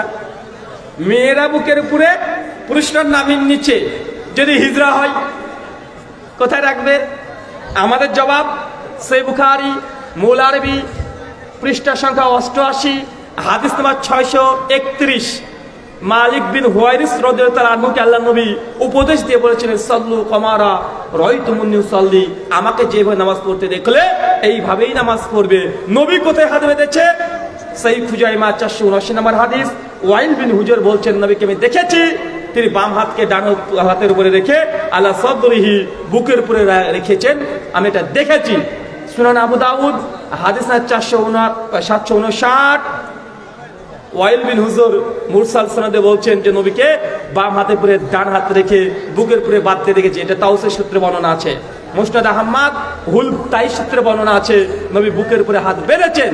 নাভির নিচে যে কটা বর্ণনা এসেছে সুনান আবু দাউদ 755, 56, 57, 58 পরপর 3টে হাদিস এসেছে। ইমাম আবু দাউদ সেখানে লিখে দিয়েছে হাযা হাদিসুন যায়ফুন, এই হাদিস যায়ফ। কেন? এই হাদিসের মধ্যে রাবি আছে আব্দুর রহমান ইবনে ইসহাক আল কুফি আল কুরাইশি আল ওয়াসিতি, সমস্ত মুহাদ্দিসদের ঐক্যমতে যায়ফ। আবু দাউদ নিজে এখানে লিখে দিয়েছেন, আবু দাউদ খুলে পেয়ে যাবেন। মুসান্নাফ ইবনে আবি শাইবাতে একটা রিওয়ায়াত পাওয়া যায় যে নবী বাম হাতে পরে ডান হাত থেকে তাহাত সুররা নাভি নিচে রাখলেন। মুসান্নাফ ইবনে আবি শাইবা 3959 নম্বর হাদিস। মুসান্নাফে এই তাহাত সুররা শব্দ নাই। জাস্টিস তাকি উসমানী হানাফি দেওবন্দি, বিখ্যাত জীবিত দেওবন্দি হানাফিদের মধ্যে বড় আল্লামা, তার ব্যাখ্যা গ্রন্থ তিরমিজির দারসে তিরমিজি 2য় খণ্ড 23-24 পৃষ্ঠায় লিখেছে যে 3-4টা মুসান্নাফের নুসখা দেখেছি তাহাতা সূরা এই অংশ মুসান্নাফে নাই। আল্লামা আনোয়ার শেখ কাশ্মীরি ফাইজুল বারি আলা সহিহুল বুখারী 2য় খণ্ডের 419 পৃষ্ঠায় তিনিও বলছেন তাহাতা সূরা মুসান্নাফে নাই। একটা হাদিস সহিহ বুকের উপরে বাঁধবে। কোথায় বলেন তো ভাইজান? শুকরান। জি গালের উপরে এবং থুতনির নিচে দাড়ি কাটা যাবে কি? গালের ওপরে মানে এই অংশগুলো আর থুতনির নিচে এই দাড়িগুলো কাটা যাবে কি যাবে না? কেন কাটবেন ভাই? এগুলো কি দাড়ির অংশ না? কি বলছেন, দাড়ির অংশ না ভাই? গেলেন এটা দাড়ির অংশ, কাটবেন না। নাচতে নেমে ঘুঙুর দিয়ে লাভ নেই। দ্রুত এখন শেখ আব্দুর রাজ্জাক বিন ইউসুফের মতো উত্তর দেবো এক কথায়। হ্যাঁ, বেলা রাত হয়ে গেছে। গরু, ছাগল, হাঁস মুরগি জবা করার সময় বিসমিল্লাহ আল্লাহু আকবার বলা হয়, কিন্তু গাছপালা কাটার সময় বিসমিল্লাহ আল্লাহু আকবার বলা হয় না কেন? বাহ, আইনস্টাইন প্রশ্ন করেছে এটা, যে গরু ছাগল যখন কাটে বিসমিল্লাহি আল্লাহু আকবার পড়ি, কিন্তু গাছ যখন কাটে তখন তো বলি না কেন? গাছের আমাদের প্রাণীর যেমন প্রাণ আছে, গাছের এই ধরনের প্রাণ নেই। কথা বুঝতে পারলেন? গাছের এই ধরনের প্রাণ নেই। হ্যাঁ, তারাও ফিলিংস তাদের আছে, তাদের অনুভূতি আছে, তারা এক জায়গা থেকে আরেক জায়গায় যেতে পারে না। মানুষ যেই ধরনের ব্যথা অনুভব করে তারা সেম ব্যথা অনুভব করে না, তবে ব্যথা অনুভব করে। পার্থক্য আছে। একটা জীব আর একটা জ্বর, পার্থক্য আছে না নাই? কথা বলেন। এখন যদি বলেন যে প্রাণ তো সবার আছে, তাই মুরগি জবাই করলেও বিসমিল্লাহ বলতে হবে, গাছ জবাই করলেও বিসমিল্লাহ বলতে হবে। গাছ জবাইয়ের পূর্বে আল্লাহ নবী এমনি বলেছেন, যখন কোনো কিছু আপনি করবেন প্রথমে বিসমিল্লাহ দিয়ে শুরু করবেন। বলতে পারে, কোনো সমস্যা নেই। যে কোনো ভালো কাজ বিসমিল্লাহ বলা জায়েজ কি জায়েজ নয়? কথা বলেন, জায়েজ। এই ক্ষেত্রে গাছ কাটবেন বিসমিল্লাহ বলেন, কোনো সমস্যা নাই। বিসমিল্লাহ বলতে বাধ্য আপনি শরীয়ত করেনি, তবে বলাটাই মুস্তাহাব। শুকরান। জি, এখন আপনি যদি মনে করেন যে হুজুর সব প্রাণী, গাছেরও তো প্রাণ আছে, তাই দুটোকে যদি সমান করে দেন তো সমস্যা। যার জান আছে তাকে কি বলা হয়? জীব, জন্তু। তা আপনার এখন প্রাণ আছে, এখন আপনি কি জন্তু? আপনার এখন জান আছে, জান আছে না ভাইজান? আপনার জান আছে না নাই? যুবকরা ভাবছে জান বলতে গার্লফ্রেন্ডের কথা ভাবছে, ওই জান না। জান মানে প্রাণ। এখানে প্রাণকে আমি নিসবত করছি, মানে যার জীবন আছে তাকে কি বলা হয়? জন্তু। মানে আপনাকে জন্তু বললে হবে নাকি? জি, 3 রাকাত বিতের নামাজ সহি পদ্ধতি জানাবেন। 3 রাকাত বিতের সহি পদ্ধতি বলবেন। আমার বই হালাল সানাফি দ্বন্দ্ব নিরসন মাসালা 25-এ বেতরের বিস্তীর্ণ আলোচনা করা হয়েছে। বিতের যদি 3 রাকাত করতে চান, ডাইরেক্ট 3 রাকাত করবেন, মাঝখানে কোনো বসা নেই, কোনো তাশাহুদ নেই। 3 রাকাত বৈঠকে বসে আত্তেহাত পড়লেন, দুরুদ পড়লেন, মা সূরা পড়লেন। কথা বুঝতে পারলেন? কথা বুঝতে পারছেন না? 3 রাকাত যদি বেতের পড়তে চান, ডাইরেক্ট 3 রাকাতের বেলাতে আপনি দাঁড়িয়ে কি পড়বেন? সূরাতুল ফাতিহা পড়লেন, অন্য একটা কিরাত মিলালেন। তারপরে যদি কুনুতে নাজেলা পড়তে চান, তার রুকু থেকে উঠে গিয়ে হাত তুলে কুনুতে নাজেলা পড়বেন। কখন বলেন তো? যদি কুনুতে নাজেলা পড়তে চান। আর কুনুতে বিতের যদি স্রেফ পড়তে চান, তার দ্বিতীয় রাকাতে রুকুর আগেই, রুকুর পরে নয়, রুকুর আগেই হাত না তুলে হাত বেঁধেই কি করবেন? কুনুত পড়বেন। কুনুত পড়ার সময় হাত তোলা আমার জানার মধ্যে সহি কোনো রেওয়াত নেই। কুনুতে নাজেলাতে আছে। কথা মনে বুঝতে পারলেন না? আমার বই ডিটেল আলোচনা করা হয়েছে। এটার সঙ্গে আবার কিছু আমাদের দ্বিমত আছে, তবে তাহাকে পেশ করেছি যে কুনুত এ বিতের পড়ার সময়তে হাত না তোলাটাই উত্তম। কুনুতে নাজেলা পড়ার সময়তে হাত তোলাটাই সুন্নাত। কথা বুঝতে পারলেন? কুনুতে নাজেলা যখন পড়বেন, রুকুর পরে পড়াটাই সুন্নাত। আর কুনুতে বিতের যদি পড়েন, রুকুর আগে পড়াটাই সুন্নাত। ডিটেল আলোচনা করা হচ্ছে বিতের সালাতের বিষয়ে, সংগ্রহ করতে পারেন। শুকরান। ঘোড়ার মাংস খাওয়া যাবে কি? ঘোড়ার মাংস খাওয়া যাবে কি যাবে না? সহিহ বুখারী 5520 নম্বর হাদিস। আল্লাহ নবী বলছেন, জাবের বিন আব্দুল্লাহ থেকে রিওয়ায়াত সহিহ সনদে প্রমাণিত আছে যে খাইবারের যুদ্ধের পর, তাহলে 7ম হিজরির পরে গৃহপালিত গাধার গোশতকে নবী হারাম করেছেন, আর ঘোড়ার গোশতকে তিনি অনুমোদন দিয়েছেন, জায়েজ বলেছেন। যদি রুচিতে হয় তাহলে খেতে পারবেন। ফিকায়ে হানাফিতে বলা হয়েছে ঘোড়ার মাংস খাওয়া জায়েজ নয়, মুকরু। কি বলেছে বলেন তো ভাইজান? মুকরু। এটা সহিহ ফতোয়া নয়। ঘোড়ার মাংস হারাম হওয়ার জন্য কোনো সহিহ কোন হাদিস দ্বারা সাবিত নাই, বরং তারা কিছু যুক্তি পেশ করেছে। কি যুক্তি? সেই সময়তে ঘোড়া জিহাদের কাজে লাগতো। আসরা নাহলে মধ্যে আল্লাহ বলেছেন যে জিহাদের জন্য পশু প্রাণীকে সংরক্ষণ করার জন্য বলেছে। এই যুক্তি দিয়ে বলছে ঘোড়া যেহেতু আমাদের জিহাদের কাজে লাগে, এই জন্য ঘোড়ার গোশত খাওয়া মাকরু, হারাম, খাওয়া যাবে না। তো এখনকার যুগে এই ফতোয়া চলবে না। এখন ডিজিটাল যুগ, আর ঘোড়া নিয়ে কেউ যুদ্ধ করে না, জিহাদও করে না, তাই ফতোয়া চেঞ্জ করতে হবে। হবে কি হবে না? কারণ সেই সময়তে বুঝে নিলাম, সেই সময় জিহাদের জন্য পশুকে রেডি রাখতে হতো। তো তখনকার জন্য ঠিক ছিল, এখন আর জায়েজ না জায়েজ নয়, রুচি হলে খেতে পারবেন। শুকরান। জি, চেক করেন।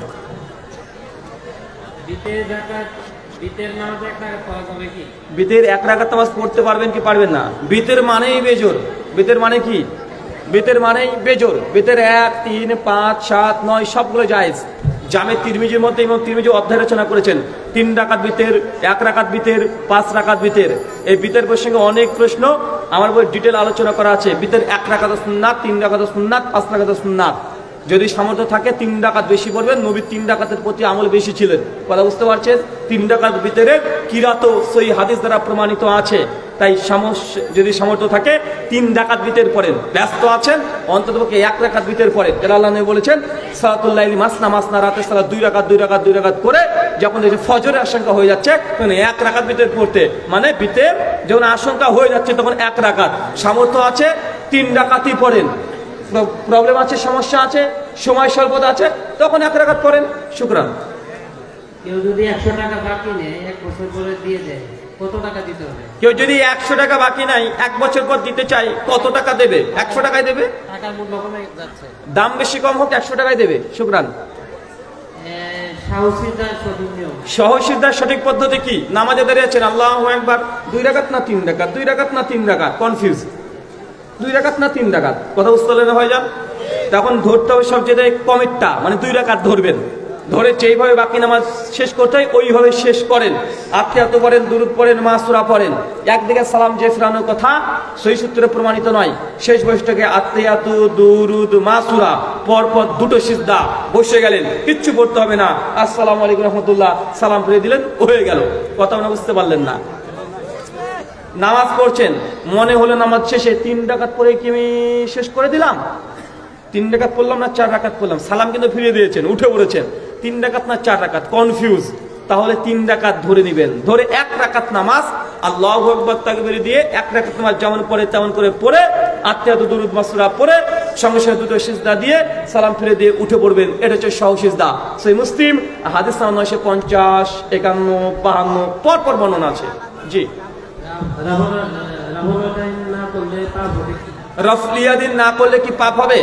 সূরা কুবরা আল বাইহাকি আব্দুল্লাহ ইবনে ওমর থেকে বর্ণনা আছে। ইমাম বুখারী তার জুজুল রাফলিদাইন ফি সালার মধ্যে 15 নম্বর হাদিসে নিয়ে এসেছে ইবনু ওমর মানে ওমর বিন খাত্তাবের সন্তান যে রফলিদাইন করতো না তাকে কাকর মারতো না, পাথর মারতো। এখন বুঝেন কথা বুঝতে পারলেন না ভাইজান?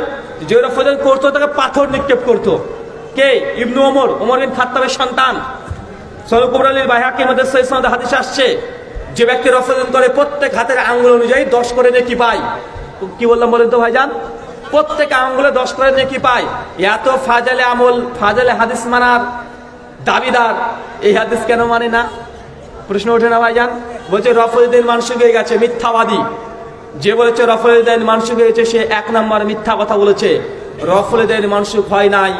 যদি কেউ আমার সঙ্গে বাহাস বা বিতর্ক আলোচনা বসতে চায় 1 পায়ে দাঁড়িয়ে, তবে এমন ব্যক্তিকে হতে হবে সে একজন বড় মাপের আলেম হওয়া চাই, বাঙালি মানুষ থেকে চিনে এমন হওয়া চাই যেন এমন কোনো আলেম চলে না আসে যাকে বউ ছাড়া কেউ চেনে না। বা আছে না ভাইজান? কেউ চিনে না। ও যে ব্রাদার রাহুলের চ্যালেঞ্জ গ্রহণ করলাম, ফেসবুকে গিয়ে দেখছি যেটা ভিডিও তৈরি করেছে মাত্র 19 জন ভিউ হয়েছে আমাকে দিয়ে। বা এখন এই যদি চ্যালেঞ্জ গ্রহণ করে সেখানে ডিবেট করে লাভ আছে? কথা বলেন। আমি যদি ডিবেট করি পরবর্তী সময় ওরা বলবে ওই লোকটা তো আমাদের আলেমই না, ও নিজে নিজে তৈরি করে ওইখানে অভিনয় করেছে। ভাই বলে কি বলে না? কথা বলেন। তার জন্য বলেছি রফলিদাইন মানসুখ না। আল্লাহ নবী মৃত্যু পর্যন্ত রফলিদাইন সালাত রফলিদাইন করেছে। যদি কেউ এ বিষয়ে ডিবেট বাহাস করতে চায় আমি 1 পায়ে দাঁড়িয়ে, তো শর্ত ওই যে বলে দিয়েছি, আবার নামগুলো বলে দিই। নাম ধরে বলা হয়েছে আপনাদের বাংলাদেশের লুৎফুর রহমান ফরাজি, রেজাল করিম আবরার, শামসুদ্দোহা শাফি, আর এই যে আরিফ বিন হাবিব। কারণ যারা এসব বিষয় নিয়ে বেশি উস্কানি দেয় সমাজে, ভাই দেয় কি দেয় না? কথা বলেন, দেয় না ভাইজান? আর ইদানিং নতুন যুক্ত হচ্ছে আলী হোসেন ওসামা, যার সঙ্গে 8 টাকা 20 টাকা তারাবি নিয়ে ডিবেট আলোচনা হয়েছে। এই 5-6 জনের মধ্যে যে কেউ একজন যদি হয় ইনশাআল্লাহ আবার রমজান অপেক্ষা করেন। রমজান মাসের পরে ঈদ হবে, ঈদের পরে ইনশাআল্লাহ আবার আলোচনা করতে রাজি। এখন আলোচনার সময় মাহফিল প্রতিদিন এখন বাজার সময় বের করা সম্ভব নয়। সম্ভব? কথা বলেন না। যদি অনলাইনে করতে চান তাহলে একদম ঈদের পরের দিন করেন, তাও কোনো সমস্যা নেই। শুকরান।